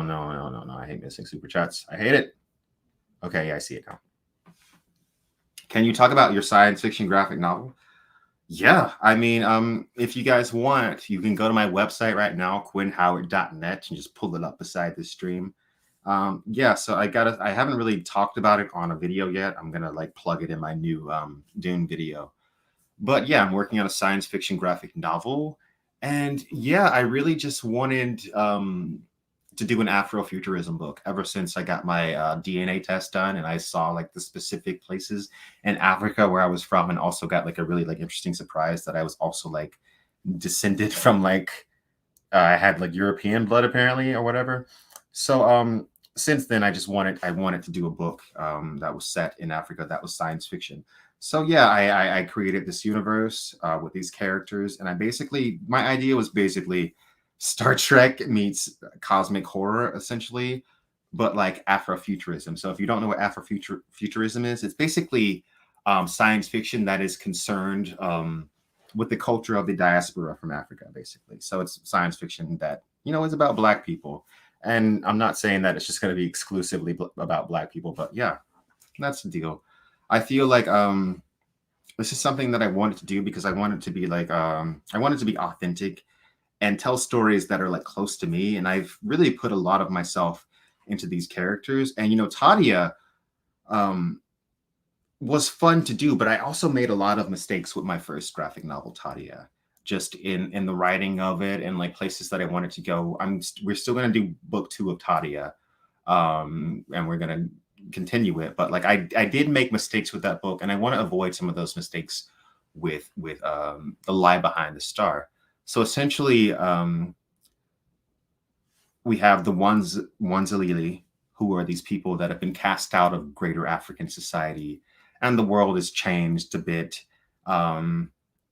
They discover a secret hidden in the desert, and I don't want to give away too much about the secret, but the secret allows them to perfect biological technology using fungus and mushrooms, essentially, and they basically grow into this really elusive, secluded civilization with an emphasis on biological technology. And when they reach a certain civilization, why are you guys making me explain this when I'm drunk? When they reach the peak of their civilization, their goal is to send a group of young people into space on board a biological spaceship in order to uncover the source of the mysterious signal which has been aiding their civilization. So basically, I had this idea that they would uncover this chasm underground that had bioluminescent mushrooms, and these mushrooms were essentially responding to something, and essentially that ends up being the signal. So we'll talk about this in more detail later on, this graphic novel. But yeah. We'll talk about this in more detail later on. If you want a little bit more information, go to my website, quinnhoward.net. It's called The Lie Behind the Star. Matthew Walden, who did all of the art for Tadia, is coming back to draw the art for this book. And we're really excited. And I just really wanted to tell an authentic story about, like pain and struggling and just like about being an outcast in society and about being different and about finding who you are and about standing out amongst the infinite void. And I also wanted to make it a story about exploration, because when I saw Star Trek The Next Generation, there was something about it that really just brought me to life, right? The idea that you could find anything out there in space, the idea that the possibilities were completely endless. And that's something that really excites me. So I always, like, if I could have been writing my own Star Trek episodes back in the day, I would have. But this is my opportunity to tell something like that, and also to bring a bit of darkness to Star Trek, because Star Trek typically doesn't have a lot of darkness. It's very optimistic, typically, but like generally, just the way I've lived in my life, I'm a very dark person. I have a very distinct darkness to me, and I want to include that dark element in this story. So that's why I say Star Trek meets Lovecraft. So yeah, you can check that out if you want. If you want. Someone says, "What do you think of the biblically accurate angels?" Well, I mean, if you're talking about Nope, I assume, and Nope, like we talked about it. It was okay. It was okay. I thought the monster looked kind of silly at the end when it kind of came apart, because I'm like, if the monster's been eating people, how does it like come apart into like a bunch of sheets? Like, where's all the people that it's digesting? I just really, I didn't get it. I didn't get it that much. And I get that it's meant to be kind of metaphorical, like it's about spectacle, and it's about like how people like will go to like, will literally just like not care about anything except like capturing something that's happening rather than like experiencing the thing that's happening. And it's about like the exploitation of animals and all that stuff. But I just thought it just wasn't that cohesive. So someone says, will you be able to take Christopher Walken seriously as the Emperor? I'm a little worried. Well, when it comes to Christopher Walken, I think that I think that he's an interesting choice for the Emperor. I don't think that he'll be bad. I think that Christopher Walken is a good actor. I think that Denis Villeneuve and the people that are in charge of this movie, they're not hacks, right? So if they saw something in Christopher Walken that they thought would work for the role, then I believe them and I trust them when they say that it will work, right? Because what I saw from Dune 2 was, a group of people that respect Dune and what it is and the source material, and they wanted to tell the story of Dune on screen. So I don't think that he'll be bad. So that's my opinion on that. Someone says, I just binged Picard and was so satisfied. What's your take on synthetic life forms? Well, the deal is I've only seen 6 episodes of Picard. I know that's surprising to some people, But when Picard was coming out, I was moving across the country, so I didn't get to see it. And the new season I have not seen, so I'm gonna have to rewatch Picard all the way from the beginning to like get the gist of it. I know but synthetic life forms are not a new idea as far as Star Trek lore goes. I mean, that's been something that was kind of explored in Next Generation a lot when it comes to the character Data. I mean, we always talk about the episode Measure of a Man, which is exactly about that. I think the show, even though I haven't seen how it ends, I think it's doing something interesting with bringing that point back up, because that was always the point of that episode, Measure of a Man, is where does this go? If androids are the property of the Federation, if Data is property, you have a class of disposable people. You have a class of slave people. So, I mean, that's an interesting topic to go into, and I'll be watching the show eventually and rewatching and getting a complete feel for it myself. Someone says, what happened to organism 9186? I mean, he's still lurking around. He's not gone forever. You know what's funny? Guys? Some people really, really, really don't like organism 9186 because of the video that he first appeared in. Or there was the second video actually, and that was the "Is Science Fiction Woke" video. So I did this video, "Is Science Fiction Woke," where Trolleon was just doing what he's always done, which is like he just parrots what people say to me in the comments randomly. And there's a group of people that really hate Trolleon because of that. So I remember seeing a video. I don't know if it's still up, but it was something like why I stopped watching Quinn's ideas. And basically this guy was going on and on and on about how I had become woke, right? So I'm Quinn's ideas is too woke.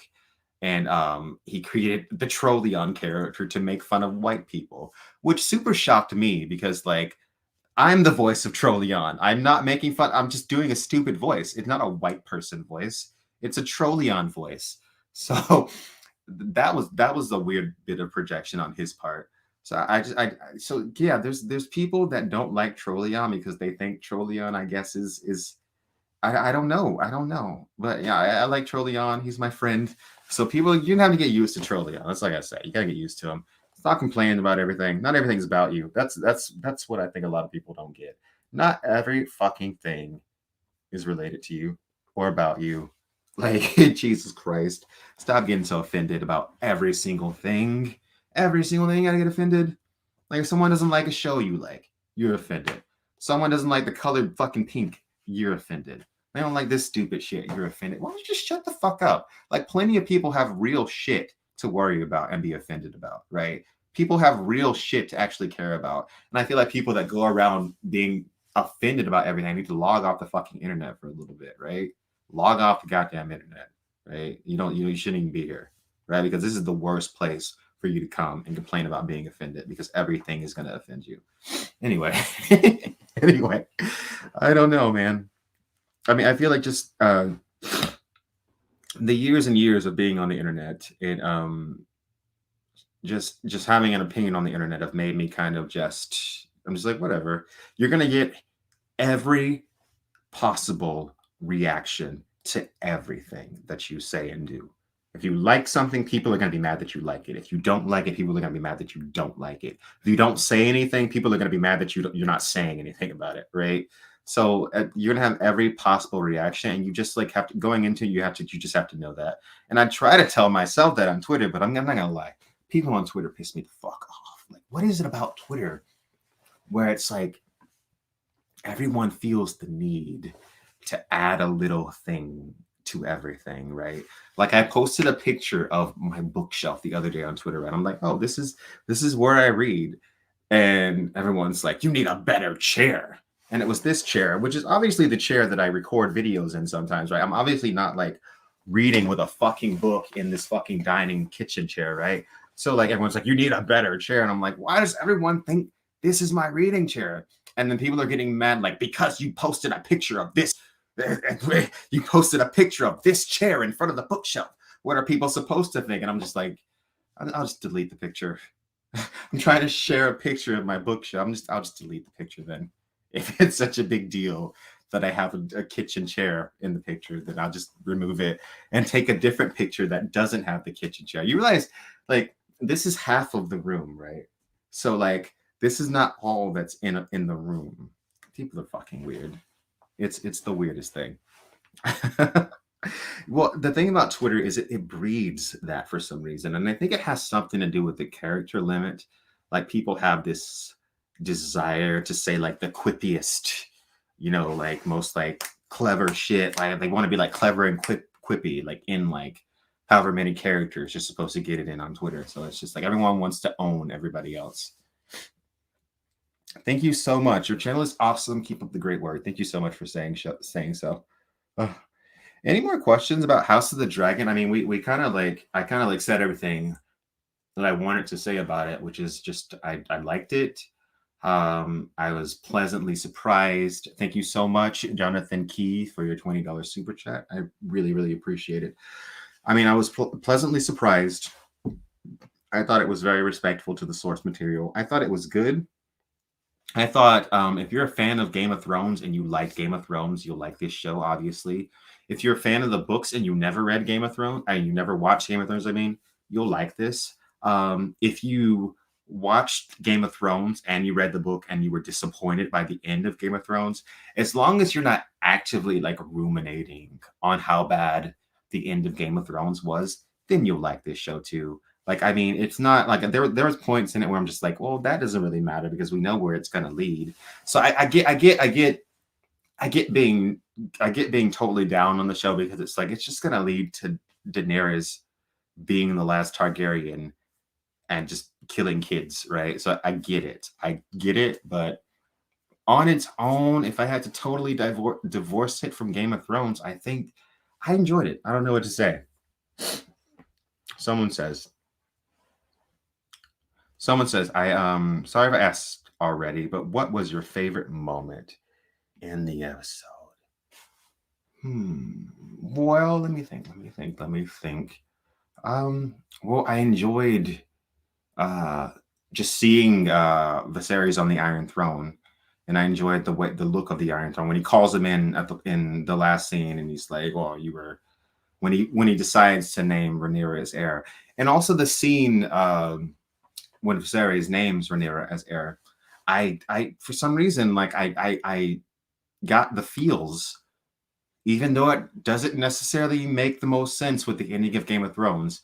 I kind of got the feels when he said that Aegon's dream was the Song of Ice and Fire. I kind of fell on the floor. I mean, I literally fell on the floor. Like, it was like, oh, they just said that. So that kind of that was good. And I like the shrine to Valyria on the Black Dread, all the candles. I thought that looked really neat. Just the general atmosphere of the episode. I don't think we really saw much beyond King's Landing. I think we got a glimpse of Harrenhal. But just in general, the show looked good. It was pleasing on the eyes. It was more Game of Thrones. Like, I feel like this is kind of okay. Like, hear me out with this too.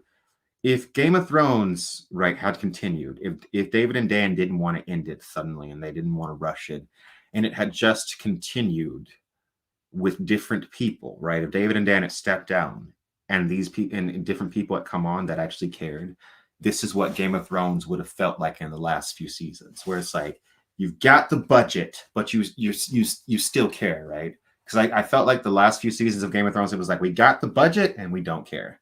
This is we got the budget and we still care. We still care about it. So I enjoyed that. I enjoyed it. So someone says, not wasting years watching crap with no payoff. Fool me twice. Yeah. Oh my God. Yeah, honestly, I did do the double think, right? Where I'm just like, am I wrong to get excited about this, right? Because this first episode was solid, but how many seasons of Game of Thrones, right? Where it's like there's one good episode, and then the other episodes are just kind of like, oh no, this isn't very good.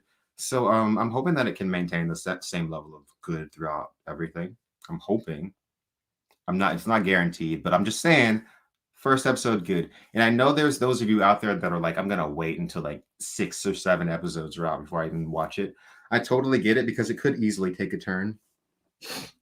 It could easily be like, actually, this was the episode we spent all our budget on, and like we're gonna have 6 filler episodes before we get to anything else actually interesting. So it could be that scenario, which would be very, very disappointing. And honestly, guys, if that happened, I don't even know if I would watch the second season. Like if we've got like a good first episode and then like the majority of the series is just like not good or worth watching, and then I'll be really disappointed, and that'll be the last time that HBO gets me with another Westeros show. I'll guarantee you that. I guarantee you that. Honestly, the crappy seasons of Game of Thrones were still fun because of YouTubers. Still fun. Well, I enjoyed the. I don't know if enjoyed is the right word. I enjoyed. I enjoyed the community surrounding Game of Thrones to an extent. Some of y'all crazy as hell. I'm just gonna say, some of y'all in the Game of Thrones community are crazy as fuck, and I do not want to fuck with y'all at all. Like some of y'all can stay on Twitter and leave me the fuck alone.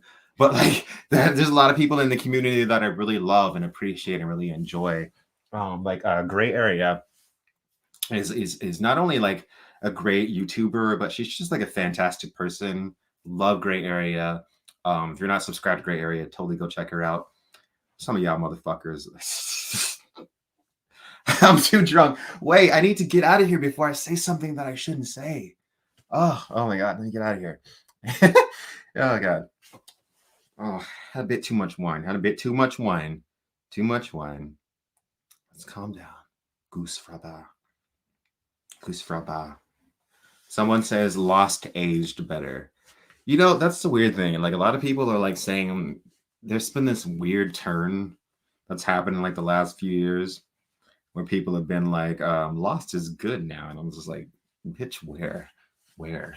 Lost isn't good. Just because it's been several years doesn't mean that Lost is good now. Uh, I don't think Lost is very good. I remember I didn't watch Lost as it was coming out, right?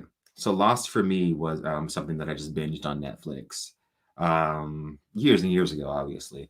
But it was very not satisfying. One of the worst endings. I don't know. Like to this day, I don't know if which is worst, the Lost ending or the Game of Thrones ending. Because for me personally, when I watched Lost all the way through, you can feel the bad ending coming, right? You can feel that it's um you can feel that it's kind of tanking. So I kind of expected it to end bad. I didn't have high expectations, but the Game of Thrones would trick me, right? Game of Thrones every season they would show things in the trailer and they would have certain things where it was like maybe this will be good, and then it would come back and it would be like kind of a mess. That's the deal with that. Someone says Lost is whack. Hmm.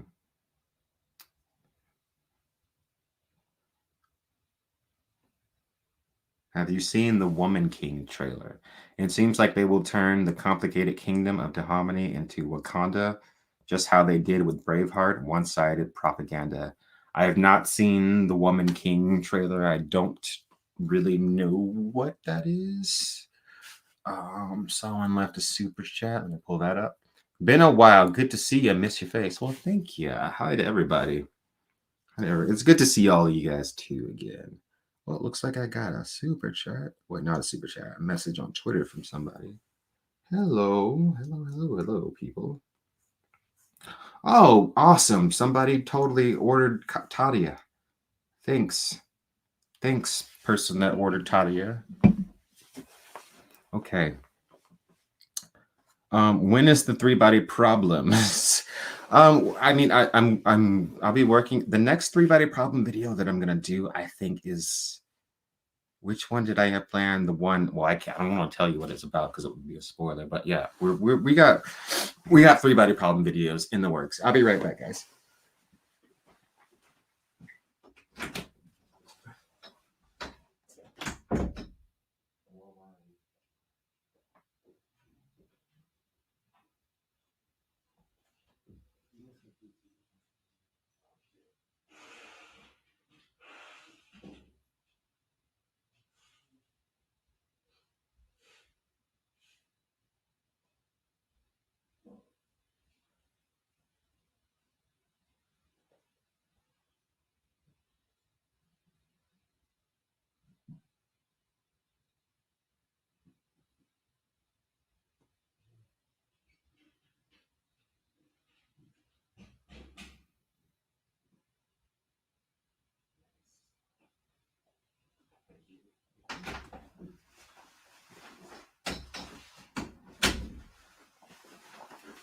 All right, I'm back. I figured that if we're gonna be like we're gonna have drunk Quinn, then we might as well go all out with drunk Quinn. So yeah,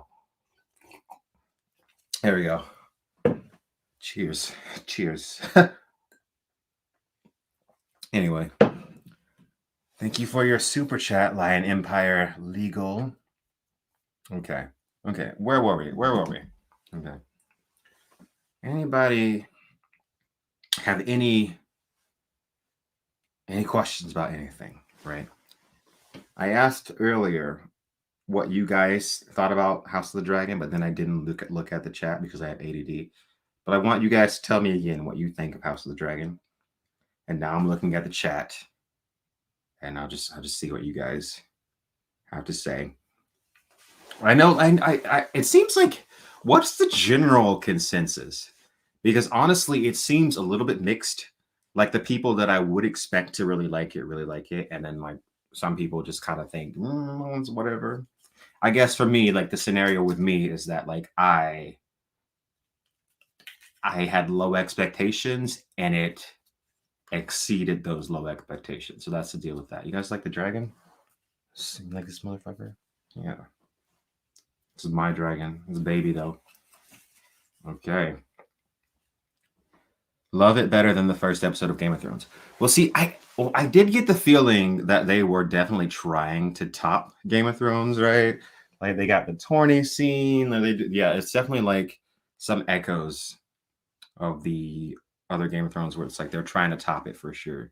Like you can feel the extra budget very clearly. And I wonder if that's going to be something that is maintained throughout the entire show. Will the entire show right have this cinematic feel that this first episode did, or will it just be this first episode and then like 6 or 7, 8, however many episodes of like something that feels like the regular Game of Thrones show, or will it just, someone says, no, the first episode of Game of Thrones was better.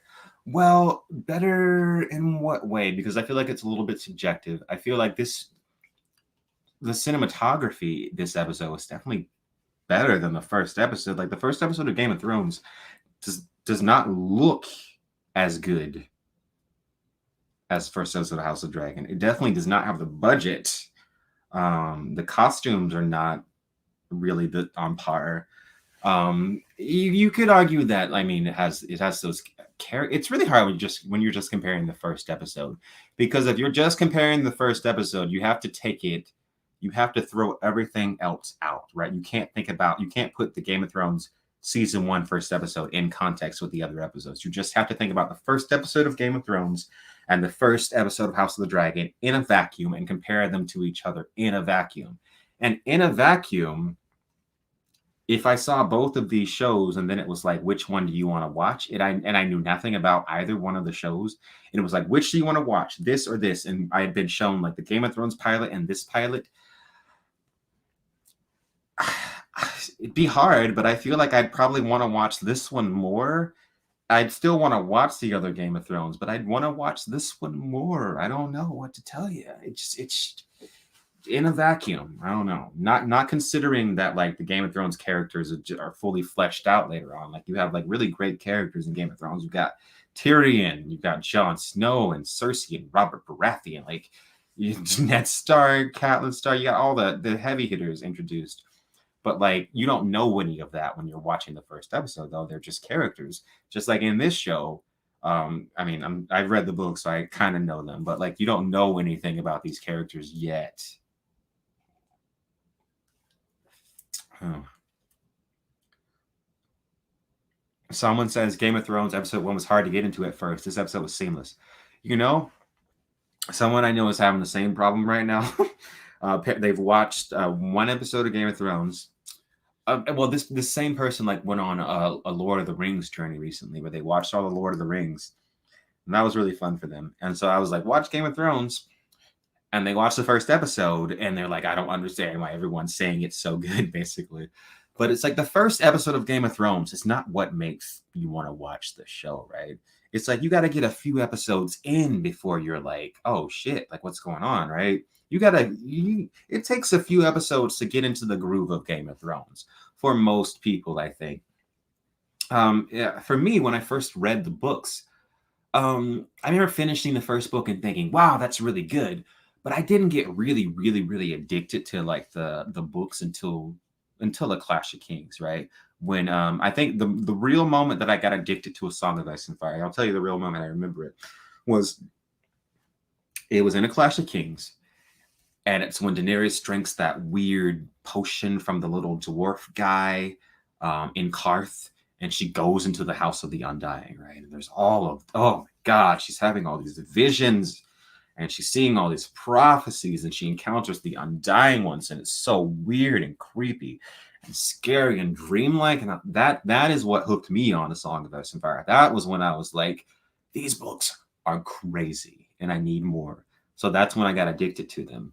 But like reading the first book reads almost like historical fiction, right? The first book reads almost like historical fiction with like a few little things sprinkled in, like references to dragons, right? And references to the White Walkers, but like mostly there's nothing super, super crazy magic fantasy happening or whatever, which is like what I really like, what draws me in. It's very much on the outskirts, right? So let me get the super chat. Someone says, we agree good writing trumps good visuals, but does fantasy need better visuals to succeed compared to science fiction? In general, yes. Because science fiction can take place just like in the modern world. Like I could make a show that's science fiction that's just set like, I don't know, in modern day Sacramento or whatever. But when it comes to like fantasy, I mean, not all fantasy is necessarily medieval fantasy. Like there's urban fantasy, but when it comes to like something like a medieval fantasy type thing, yeah, the visuals do matter a lot. Otherwise, things can look cheesy or cheap, right? The visuals do matter a lot because you have to have everyone like dressed right. You have to have everyone. The sets have to look right. You have to have things like horses and castles. So I think in general, fantasy can be a lot. I think the visual matters a little bit more for sure. Or it's like okay, so like Star Trek can get away with very very simple visuals, right? Whereas like a fantasy show would have a lot harder time doing that, I think. And I got another super chat I missed. Thank you so much, Fernandez T. You're great. Oh God, this is good. I hope everybody's got their wine right, because this is I feel like a special night, right? Because it's like Quinn's ideas enjoyed the new Game of Thrones show, which is like I don't think something anybody expected, let alone myself. So I mean, like, cheers to the showrunners, right? Cheers to the showrunners. Like, you got me not to like hate on this show. So like that's pretty good. Someone says, does anybody know if Quinn saw Prey? Let me tell you now. I had so much fun watching Prey. I don't know why people are giving it such a hard time, because I'm like, this is a Predator movie, guys. The Predator was never some like crazy, like hard science fiction thing that was like super serious. The Predator was always just like a monster and hunts some people down in a forest.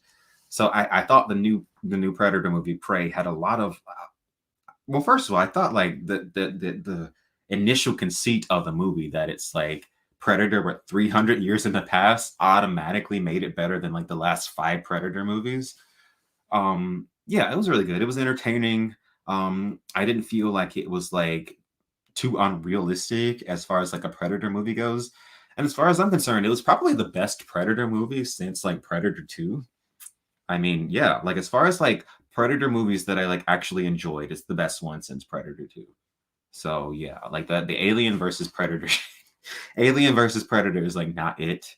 And I don't even remember the other Predator movies that came out. So Prey was good. I would suggest if you like Predator, watch it. It's fun. It's fun. Yeah, it's definitely a lot of fun. And I think it's like different enough from the other ones that it's it offers something a little bit new.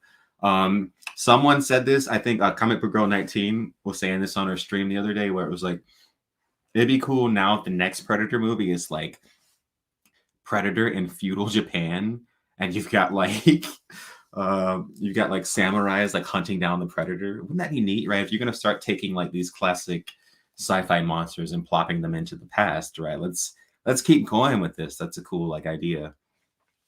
Someone says, have you thought about narrating your own book for an audiobook? It's a good question.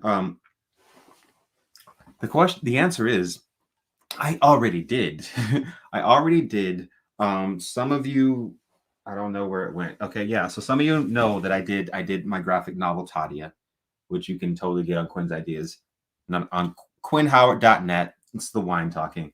Anyway, you can totally get that book on quinnhoward.net. Fully illustrated. Matthew Weldon. He's like one of the greatest artists that I've ever encountered. Like Matthew Weldon. Okay, let me tell you, the guy that drew the artwork for my book, Tadia, is one of the best artists as far as comic book goes that I've ever seen. Right? He's so good, and it's absolutely crazy that he has not been scooped up by someone like more rich and powerful than me.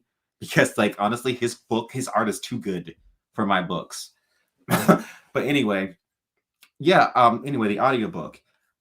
I've already recorded all the audiobook, and the thing is, we're having it scored, so it's more like an audio drama.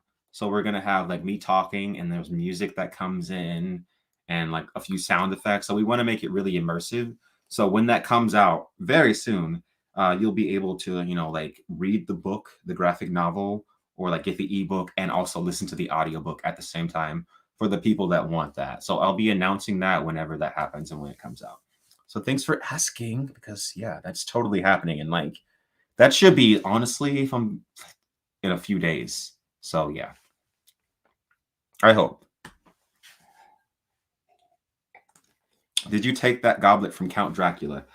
This goblet is actually made from the claws of a dragon. Yeah, so that's the deal with that. Made from the claws of a dragon. Yeah, you guys, yeah, pray in feudal Japan, right? That would fucking work. That would really work. Really work. Have you seen art by Matora? One Punch Man. I think I've seen some of it, but not a lot. As far as my favorite comic book artist, I have to go with J.H. Williams, who did Sandman Overture. He also did, I believe, Alan Moore's Promethea. And I just think J.H. Williams is just fantastic. So on my book, we had Matthew Weldon on the lines, and then we also had Jean Francois Bellieu on the colors. And Jean Francois, we were really surprised that we were even able to get him to do the coloring on our book because, like, he does Image comics. Like, he's done like plenty. He's done several successful comics for Image. So it's like you're doing my book too. So that was like pretty much a shock. And we were really happy to get Jean Francois on there to do it. Someone says, totally off topic, but the bookcases are hella sexy.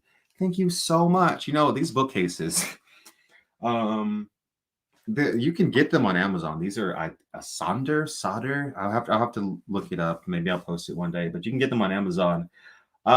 They're pretty cheap. I mean, they look super sturdy, but they're pretty cheap. And the thing is, they're really, really, really difficult to put together, right? Putting together these books is a nightmare. It's a nightmare putting them together. So yeah, be warned. If you buy these, it's hard to put them together. It takes hours. It takes fucking hours. It's really annoying. Okay, someone says, I know you destroyed Jodorowsky's Dune, but he is right that Dune is a psychedelic work of art. I didn't. How did I destroy Jodorowsky's Dune? I think Jodorowsky's Dune is a very important thing that never happened, right? So it's like because Jodorowsky's Dune never got made, these different pieces of what it would have been like went on to make a bunch of different other stuff, and I think that's really important and really beautiful, and I think that serves a bigger purpose than Jodorowsky's Dune being actually made would have ever served. You know. Can you spoil more about the Spider World books? What is their system of government? The Spider World books? I'm not sure what you're talking about. Spider World. You're a big fan of Neil Gaiman. Have you explored any of his co-author, any of Good Omens or Terry Pratchett's work, Beyond Good Omens, The Discworld? I've never read Discworld. I know. I literally get I literally get recommended The Discworld so often, but I haven't read it. Good Omens, though. I love Good Omens. I love Neil Gaiman. I basically have every book Neil Gaiman's ever written. And I love Neil Gaiman so much, but he totally ignores me on Twitter, and it makes me so sad. But it's fine. He's a giant author. I don't expect to be acknowledged by Neil Gaiman. But yeah, Neil Gaiman, definitely one of my favorites. I just think his work is just so beautiful, and I feel like he really gets people, and he just understands the purpose of stories, right? Because I think a lot of writers write just to write without purpose. Neil Gaiman, when he's writing something, he's writing with purpose, and I just think it's just you really can tell. And his prose is just beautiful. His dialogue is beautiful, and the stories that he crafts are so unique and interesting, and just it's very much just like his own thing, and no one else really writes like Neil Gaiman. And yeah, I'm a big fan. I'm a really really big fan of Neil Gaiman. Oh, someone says Neil Gaiman's world building is on another plane. I definitely agree. I definitely agree. This entire time, the chat on my phone has not been working properly, and it's been killing me. Oh, someone else bought Tadia. Thank you so much. You could totally buy Tadia too if you want. QuinnHoward.net. And in fact, I should say this. Tadia, my book right now on QuinnHoward.net is on sale. Like everything's discounted right now. So you could get the ebook discounted. You could get the paperback discounted. You could get the hardcover discounted. It's all discounted. Do I like Coraline? Of course I like Coraline. Coraline's one of my favorites. Right next to the Graveyard book. So yeah, Coraline's a great book. A great movie. Here's the thing, I feel like a lot of people don't really like know who Neil Gaiman is, which is really weird because Neil Gaiman has written so many like classics that have also been like adapted into like amazing movies. There's Coraline, there's Stardust. Like Stardust is so good, and I feel like Stardust is very underrated. If you like fantasy, more whimsical, obviously, but if you like whimsical fantasy, Stardust is really, really good. And I think a lot of people will appreciate Stardust if you like just fairy tales, and you like the idea of like fairy tales being made just in the moment, right? It's a story about how fairy tales are created. Okay. Someone says, you want to see something wild? Find the Justice League versus Predator comics, where you get superpowered predators versus the heroes. Whoa, that exists? That's crazy. That's crazy. I need a new comic to read. Honestly, I do. I just read, oh God, let me show you this shit. I had never even heard of this. I had never heard of this before I saw it at Barnes and Noble, but like this is okay, so who's the author on this? It just says his last name. So okay. The Ice Cream Man by W. Maxwell Prince is you need to read this. This is so good. I didn't know what it was when I saw it at the bookstore, but I grabbed it and I read it and I was like, what the fuck is that? So basically, you have this being referred to as the Ice Cream Man, and he's here in this town, and he's not supposed to be there, and he's like this evil entity, basically. But it's just a bunch of interesting, creepy, like little short stories about how this otherworldly being corrupts the mortals around him, and it's very interesting. It reminds me almost like Sandman. It's like if the Sandman was evil, kind of, right? Yeah, I'm waiting for like another volume or another issue to come out. I haven't really looked into it. I just read this one, but it kind of ends on like a cliffhanger that makes me want to like know more about it. Like, what is he and where does he come from? But yeah, if you want like a quick recommendation on a comic book, Ice Cream Man Sunday edition, William Maxwell Prince. That was fucking good. Someone says, have you read Hootville House? I have not. Someone says It vibes. Yeah, okay, that's a good comparison. Because if you have not read, if you haven't read It by Stephen King, right? It by Stephen King. Some of you might know this is like one of my favorite books ever, right? If you haven't read it and you've seen like the new movies, just don't even talk to me, because like those new movies are. I recently watched the second one and it was bad. It's so bad. They're not this, right? This book is on another level. It's on another level. If you want cosmic horror that's fully like done all the way out, and it's like you want someone to really go into it in the way that Lovecraft never did. Like Lovecraft always left you wanting. Lovecraft always left you wanting to know more. Like what can this being really do? Then you need to read this book. This book is about an evil, malignant entity that came from some distant dimension to Earth from some other plane, and it waited beneath the earth in a specific spot for millions of years, just waiting for a being intelligent enough that it could manipulate into becoming better food for it, because it needed fear. It needed to feed on fear. And because human beings are not like a rabbit or deer or like some other like animal, human beings can imagine terrible, horrible things within their own minds. You don't need to be tortured physically to be tortured, right? Because you're a human, you can imagine being tortured. And this thing understood that, and that's what it wanted. So it waited and waited and waited until the city of Derry cropped up around it, and it shaped this town. It shaped the people in its own image, and it created a place where it could kill freely, and it would make them forget. Not actually forget, but it was, what was happening was so horrible that the people in Derry just chose to look away from the horrors of it. Oh my God! I mean, because okay, again, if you're new, if you just walked in, we got drunk Quinn right now. So the reason it is so good is because it's not just about a killer clown that wants to dress up and be creepy and go "Hoo, hoo, hoo, hoo, hoo." It's about something that feeds on life, something that feeds on humanity. And it's about how like sometimes we just look the other way when something horrible happens, because we want to just deny that it is there. We want to deny that it is real and it's still feeding on our children. We want to deny it, but it's right there. And that's what this book is about, man. Like this book is so good. It's so good, and the movies suck, and you need to read it. Stop listening to the bullshit. Forget the movies that came out. Just read it. Like if you want cosmic horror, if you want to be scared, like it is like this is a book that scares me every time I read it, right? I know what's going to happen, and it's still scary. Like Stephen King, this is his best book. This is the masterpiece. People talk about The Dark Tower.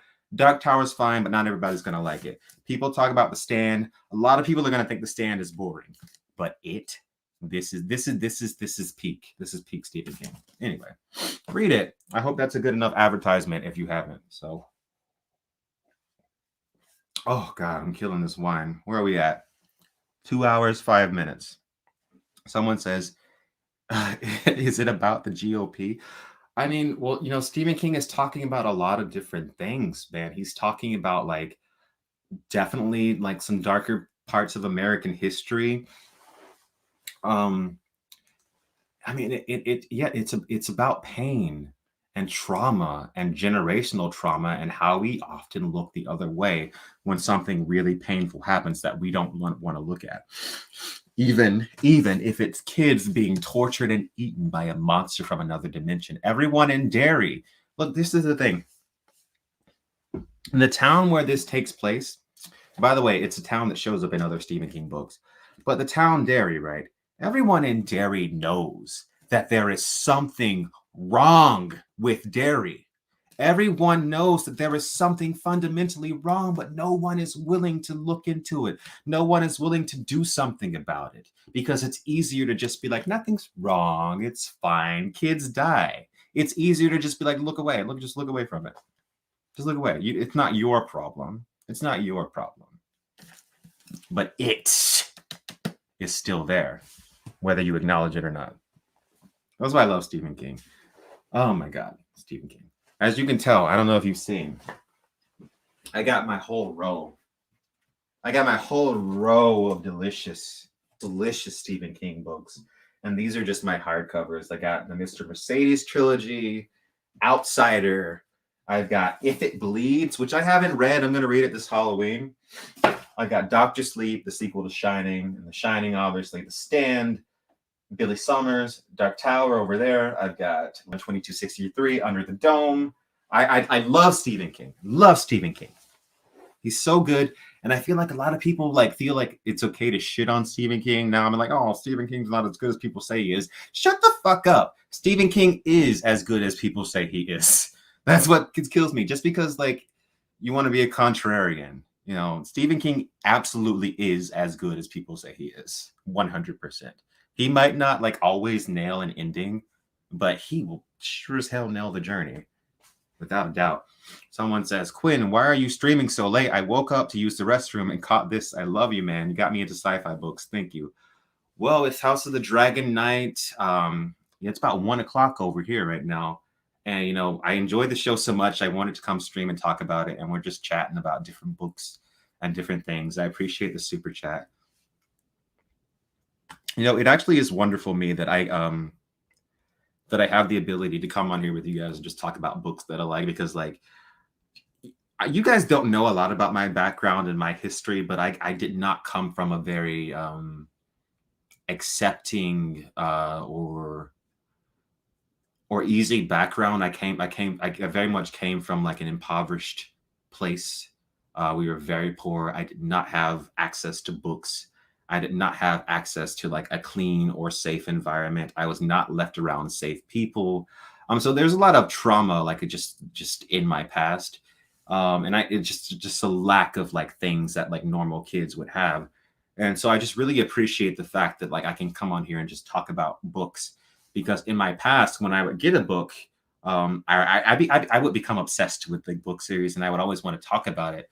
But like there was never anyone available in my life that would care enough to listen or that had any interest in the things that I was interested in. That's where this whole YouTube channel came from, honestly, was just me like really just feeling the need to just like, you know, like express a part of who I am with people, like through the books that I enjoy. And that's why I'm here, basically. That's what keeps me doing anything. And of course, the wine. All right. Should I end the stream or should I get another thing of wine, right? So you guys can vote, right? Say yay, keep the stream going and get another thing of wine. Nay, done. Put it to bed. Go to bed.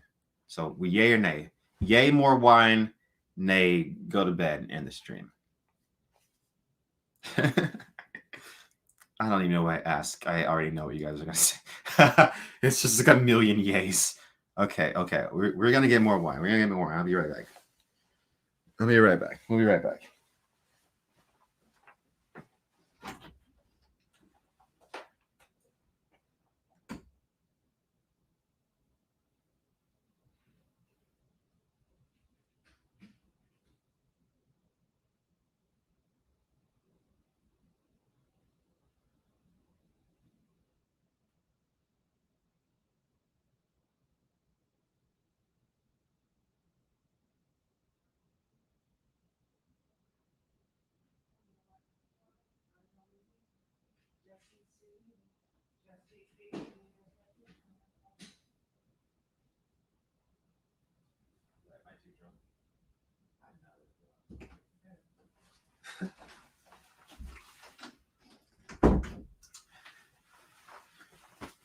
Okay. So I'm gonna try and be more cool, calm, and collected because somebody just told me I was too drunk to be streaming. But you know, this is the third glass of wine. So right. Anything that I say beyond this point, right, just take it with a grain of salt, right? Take it with a grain of salt. Nothing that I say from this point on can be taken seriously, right? Okay, let's see what we got here. Super chats.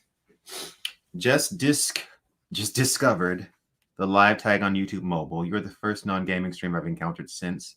Thought I'd share the good news. Also, Yeah, there we go. Second comic recommendation: ABC Warriors and Nemesis. These two comics 100% influence Warhammer 40k down to the story, to the figurines, plus Halo Jones. Nice. I want to get into Warhammer stuff, but there's like so much Warhammer stuff. It's like where do I even start with Warhammer? Like where? There's so much. Books, comics, everything. Games. Given your history, I recommend Jay and Michael Starskinski's Becoming Superman. Interesting. Okay. I'm getting a lot of comments now. Someone says, I'm drinking and watching, so if want to keep drinking and talking, I'm all for it. That was definitely a drunk comment. Kimpai. Salud. Okay. Okay, what are we doing? What are we doing? Wait a minute. Did you hear Warhammer? Yeah, we were talking about Warhammer. I don't know anything about Warhammer. I know that every time. Okay. Warhammer is I get comments about Warhammer all the time, and I've never really looked into Warhammer or what it's about. I know there's a bunch of different Warhammer things, but I always get comments on my Dune videos or my Hyperion videos where people are saying, "Oh, this is like Warhammer." So what I can get from what I can gather is Warhammer is like a bunch of different authors and a bunch of different creatives coming together to form this giant galactic thing that's pretty crazy and intense. I don't know that much about it. Let me see. Let's see. Quinn, you should do some sort of Patreon voting system to determine the next fictional world you get into. Yeah, let's see. I can never know, right? Because I really thought, okay, here we go. I didn't think I was gonna do this. Take a sip of wine before this. I really thought that I would love the Gene Wolfe Book of the New Sun series, right? I really thought that I would love that when I got through it. And I was like, so sure I'm gonna get into this, and this is gonna be my next series of books, Book of the New Sun. But then I read it, and I didn't like it as much as I thought I would. So it's like I don't know. So it's really like I can't guarantee that I'm gonna like authentically be interested in something if I don't just like read it myself and like get into it myself and just like I don't know. So I feel like other people voting on like the next thing I get into wouldn't work because I would just eventually lose interest if I wasn't actually into it. That's how it goes with me. Okay. I highly recommend you. Wait, let me see. Get back on my phone.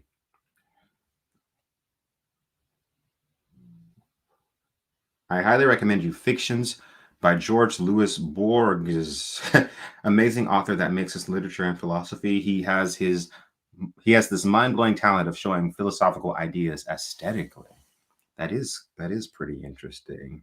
I'll have to check that out for sure. Well, also thanks everyone that's bought Tadia in the last few minutes. That's been great. Quinn, do you like to listen to music while you read? Yeah, sometimes. Yeah, sometimes I definitely will listen to music. Sometimes there's this one particular Lovecraft playlist that I just throw on sometimes when I'm reading because it's just like nice kind of background creepy sounds I listen to, and it helps me like get into the story. Or sometimes even when I'm writing the scripts to YouTube videos, right? I'll listen to like some music that'll help me get into the groove of it. And also James Dahl makes some pretty good background music. If you don't know who James Dahl is, he makes all the music for this YouTube channel. So everyone that's always asking like where does the music come from, Quinn? What song is this? James Dahl with a Z makes all the music for the YouTube channel, like all the Three Body Problem music, all the Dune music that I've used, all of it in like the last 2 or 3 years, 1 to 2 years has been James Dahl. Yeah, yeah. Okay. Let's talk about Warhammer. I don't know anything about Warhammer, guys. Like Warhammer, you might as well be asking me about Twilight or something. I don't know anything except what's tangentially related. Okay. I'm getting okay. This wine is kind of fucking me up, right? This is the third glass, so I feel like I'm not gonna be able to talk by the time I finish this.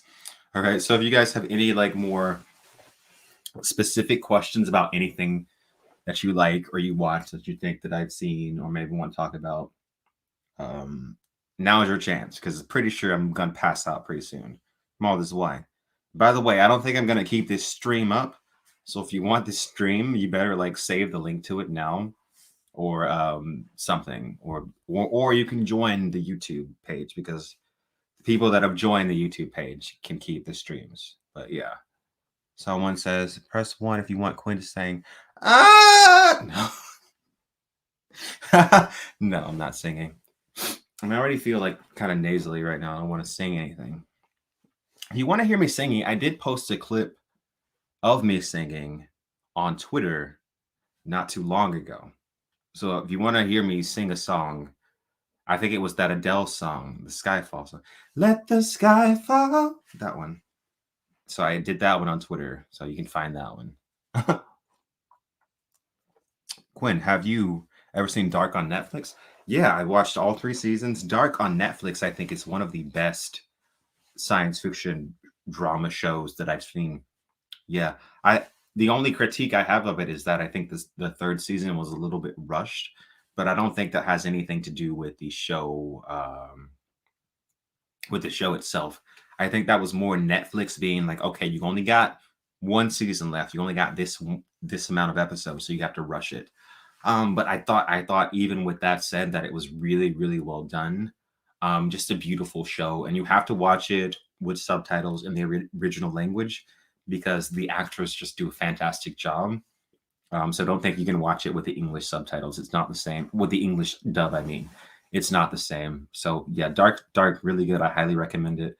Another one I really recommend, Apple TV Severance. I don't think a lot of people have heard of this one, but Severance on Apple TV is one of the best television shows that's out there right now, and I feel like it really deserves like a chance. And I'm hoping that it gets a season 2. I don't know if it got approved or not, but I'm hoping that it does, and I really think it deserves a chance.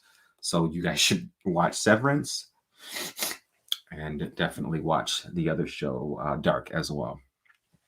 Someone says, I have the same shirt. Super comfortable. This is actually a Target shirt. So yeah. I don't have many shirts from Target because I'm a bougie motherfucker. No, I'm kidding. I'm totally not. I don't have many shirts from Target, but yeah, this is one that I saw that's really nice. Okay. Someone says Arcane on Netflix is peak fiction. I've got so many recommendations to watch Arcane. Someone says, "What's Severance about?" Severance is about a dystopian society, not too far in the future from our society, but it's definitely dystopian. There is a specific company that has come up with this program where when you go into work, right, the work you is severed from the outside you, right?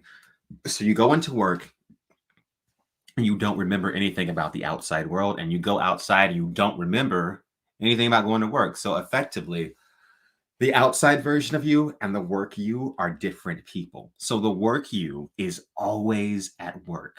They go out the door, and from their perspective, they're coming right back in. So like basically, it's about people that enslave themselves in this corporate environment, and it is just fantastic. It's just absolutely fantastic. All right. So yeah, if I'm gonna watch Arcane, I'm gonna watch Arcane. You guys need to watch Severance, right? And like, I don't care how you watch it. I know people don't necessarily want to pay for Apple TV. And I just spilled wine on my pants.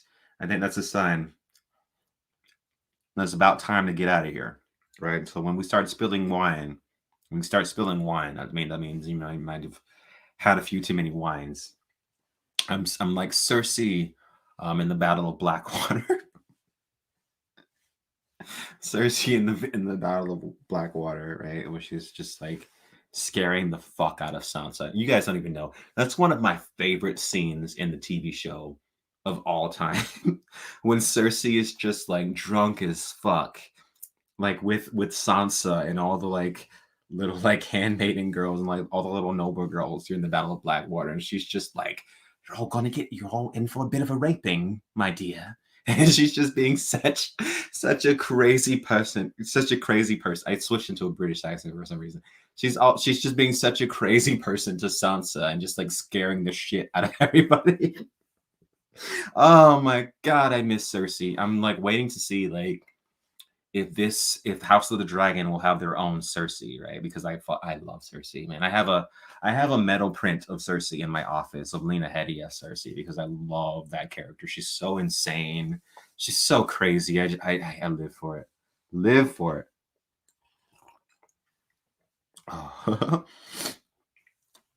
Someone says, I don't think Quinn will rate Arcane very highly.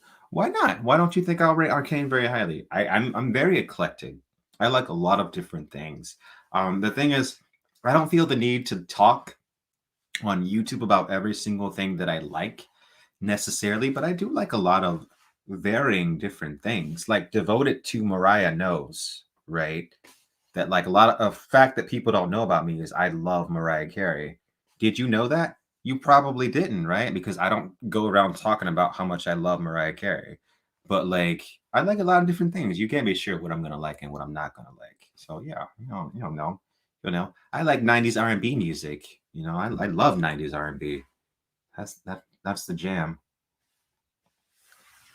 It's the jam, man. Like 90s R&B singers, like any singer from the 90s will crush any singer from today. Like who today can sing like an R&B singer from the 1990s? Like they kill it with the runs, they kill it with the belts. Like it's just there, man. Like I mean, ugh, god, R&B music today is just like auto tune. Everyone's auto tune. What happened to Boys to Men, right? What happened to Boys to Men? Like god, what happened to harmonies? What happened to actually knowing music, right? Like what like because when I think about like let's compare like One Direction to Boys to Men. Like which boy band is technically better? Like I don't think Harry Styles can sing like Wanye, right? I don't think so. Someone says Arcane is peak character driven narrative. Try it. I'm gonna try it. You guys got me. You guys got me for sure. You guys got me. Everyone's been recommending Arcane. What's that one? I'm not gonna try and sing now. I'm not gonna try and sing. How do I say goodbye? No, no, we're not doing that. To what we had. No, we're not singing. We're not singing. I need to get out of I need to get out of here. I need to get out of here. I need to get out of here. Yeah, Wanye can sing. Like I don't know like a male singer that compares to Wanye, like the way he does those runs, man.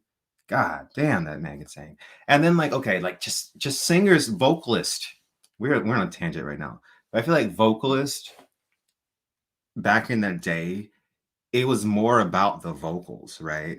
Like what singer now, male singer can sing like Luther Vandross?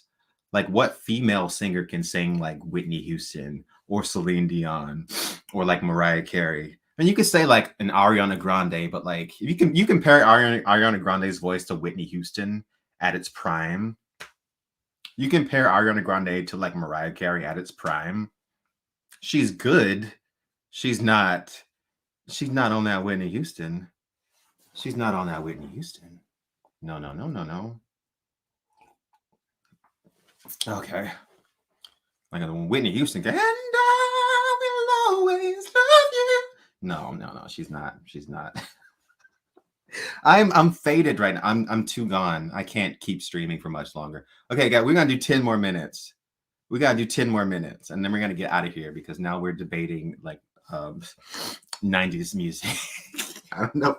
This stream has gone in like a totally different direction at this point. Oh, Jennifer Hudson. Okay, Jennifer Hudson. Okay, I will say Jennifer Hudson is like a slice from the past, right? That girl can sing, and her belts are so clean. Oh, that girl goes. She can sing for sure. Okay, someone says, thank you for all your effort during these years. Thank you guys. Thank you guys for being here for me. That's all I can say. So someone says, one word, Seal. What's that song from Seal? They're like, where there is gold, you'll find the way to justify the law. Where there is gold, you'll find the way. When there's nothing left to buy, it's only love that gets you high. When you're taking all the beating you can take, you can lift your head and pray that you will find the might to keep you hanging on. That's a good one. What's the other one? Like the other one that he has that's really popular that was like in the Batman movie. What's that one called? I don't remember it. Let me see. Oh, someone says Amy Winehouse. Okay, Amy Winehouse. Amy Winehouse is definitely a good singer. What was that? Amy Winehouse was good, but she died way too early. Yeah, I mean, drugs and just a hard lifestyle. I mean, well, apparently Amy Winehouse died of a seizure that was due to like alcoholism because she like was kind of like going through withdrawals or something like that. Okay. I can peg it to a kiss from a rose. That's the one. That's the one that he's really famous for singing. Someone says Tina Turner wasn't my type of music, but could sing. Well, Tina Turner's like from Tina Turner got big in like the 70s, like Ike and Tina, and then she had like a resurgence in I feel like the late 80s with Private Dancer. And that's when she came back with What's Love Got to Do with It. You know, I know my pop. I know my pop rock music. What's love got to do? Got to do with it? What's love but a second-hand emotion? Okay. What time is it? It's 1 o'clock. Someone says, do the never-ending story thing. What's the never-ending story thing? What is the never-ending story thing? I don't know what the never-ending story thing is. Someone says, we do music in sec. Quinn, quit playing.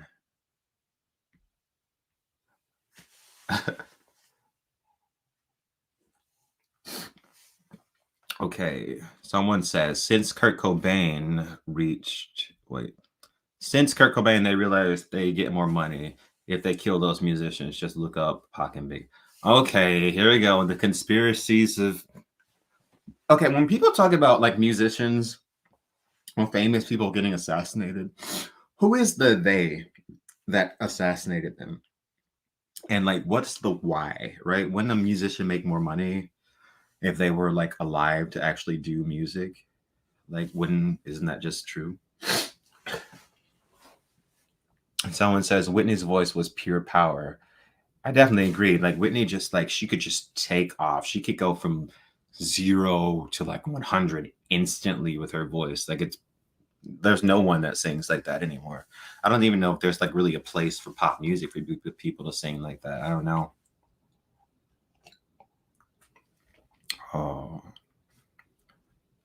okay.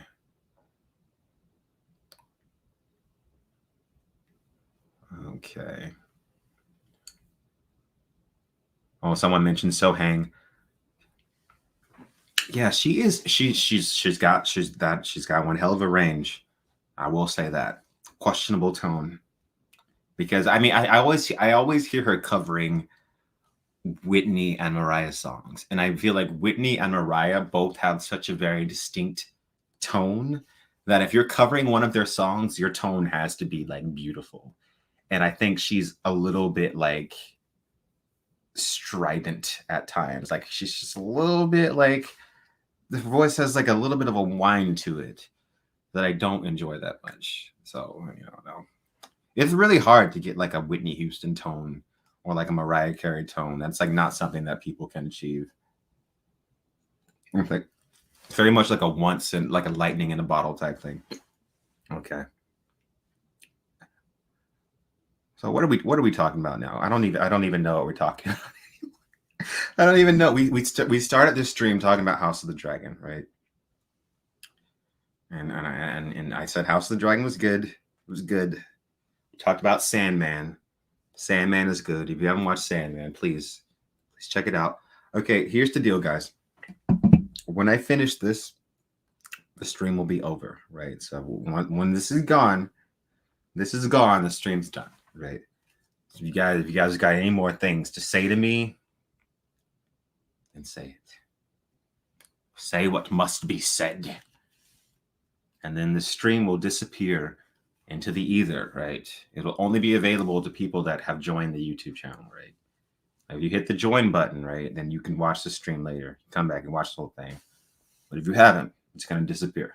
So that's the deal. Someone says, keep it full.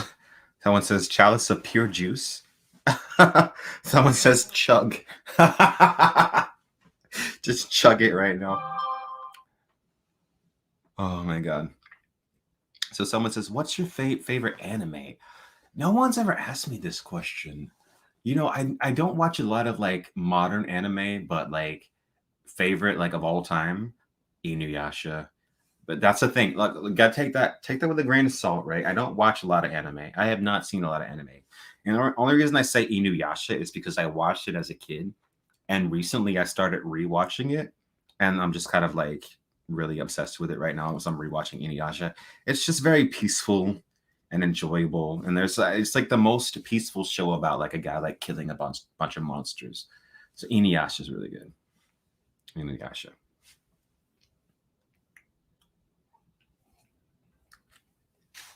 I haven't seen Attack on Titan. I haven't seen a lot of the ones that I know people really love. I haven't seen like Death Note or that one. Someone says you need to read One Piece, Quinn. Okay. Someone says, "Oh shit, now I have to hide my girl from Quinn." Someone says Evangelion. Okay, I've heard of that one too. Someone says Cowboy Bebop. I have not watched the Netflix one or the anime. No, I have not watched Cowboy Bebop. Someone says we'll see have a season 3. I think they just announced the season 3 of C. And actually, if I remember correctly, season 3 is the final season. So yeah. Someone says, been a fan since Ideas of Ice and Fire days. Keep doing what you do, fam. Thank you so much. And those of you that have really been here with me since the Ideas of Ice and Fire days, oh my God, you were OG. I have a question. Like, okay. Those of you that have actually been here since Ideas of Ice and Fire, do you like still like totally engage with my like science fiction content? Because I know there's been like a shift in my content over the years. Like, do you like, was it like a thing where it's like you immediately just continued watching my science fiction stuff? Or were you like reluctant for a little bit where you just like, yeah, I'm not gonna watch it, and then like one day you like started watching? Or did you just like stop watching the science fiction stuff and you're just like still subscribed? Like, what is the deal with that? Because I know there's like my audience, there's definitely been like the split from when I did fantasy to when I started just covering more science fiction. Okay, and I spilled more wine. It's not going good. Okay, when this is done, I gotta change pants. I'm not getting it on the shirt. All right, I know you're watching. You know who you are. I didn't get it on the shirt, so don't worry. It's on the pants. I'll be fine. Okay. Someone says first time here. Whoa, I bet I'm making like a hell of impression. All right, so okay, Tara. Okay, this is not what I'm normally like. I want to compose myself a little bit. Look. I'm sorry, I'm not normally like this, but tonight has been a very special night because Game of Thrones was always just like such a big thing, and I love the A Song of Ice and Fire books so much that it's like I love them. So when Game of Thrones was airing, I wasn't necessarily like the nicest about certain changes that they would make from the books.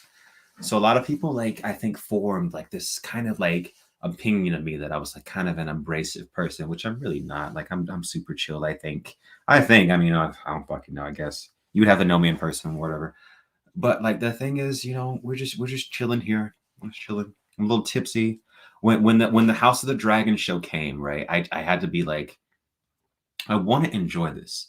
I don't want to be put in the position where it's like I'm just gonna be like super critical of every like little thing in House of the Dragon, right? I don't really care that much, right? I just want to enjoy it and watch a dragon show. Watch the dragons fight. Watch the Blackfires fight the Targaryens and the family infighting. I'm just here for the drama and the visuals and the cool costumes now. Like at this point in my life, I'm not like focused on like, oh, this needs to be like the book.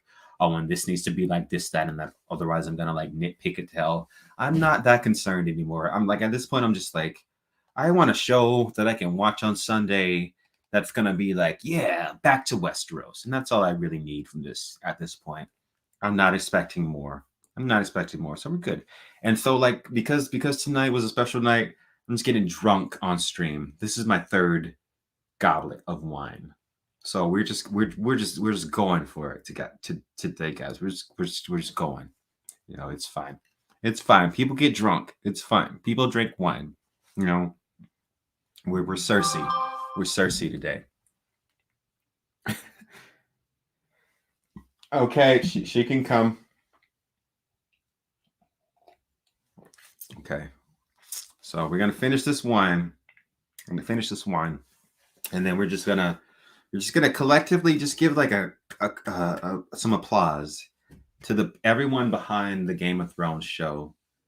That's not David and Dan, because I feel like the people on House of the Dragon, they tried. They tried. They really, really tried with this. They tried to respect the audience. They tried to respect the source material, and they did it really well. Oh, my baby dog. Okay. Come on, girl. Come on. Come on. Yes. Oh, who's a good girl? My baby. My baby. My baby. This is my baby girl. Oh, she's a good girl. She's a good baby. Baby. You liked House of the Dragon? Did you like House of the Dragon? Okay, so she liked House of the Dragon too. And so, like, she liked it. I liked it.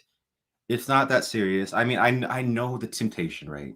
The temptation to let your hate for season eight of Game of Thrones carry on to this new show.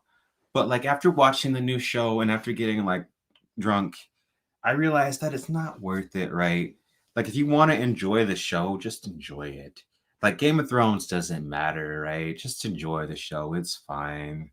It's not like it's not they're making their thing, you know. I mean, cool. We could have it could have been worse. Like it could have been just like a soulless HBO just hiring a bunch of fucking hacks and not giving a fuck about what George R. R. Martin has to say, and they're just doing whatever they want, right?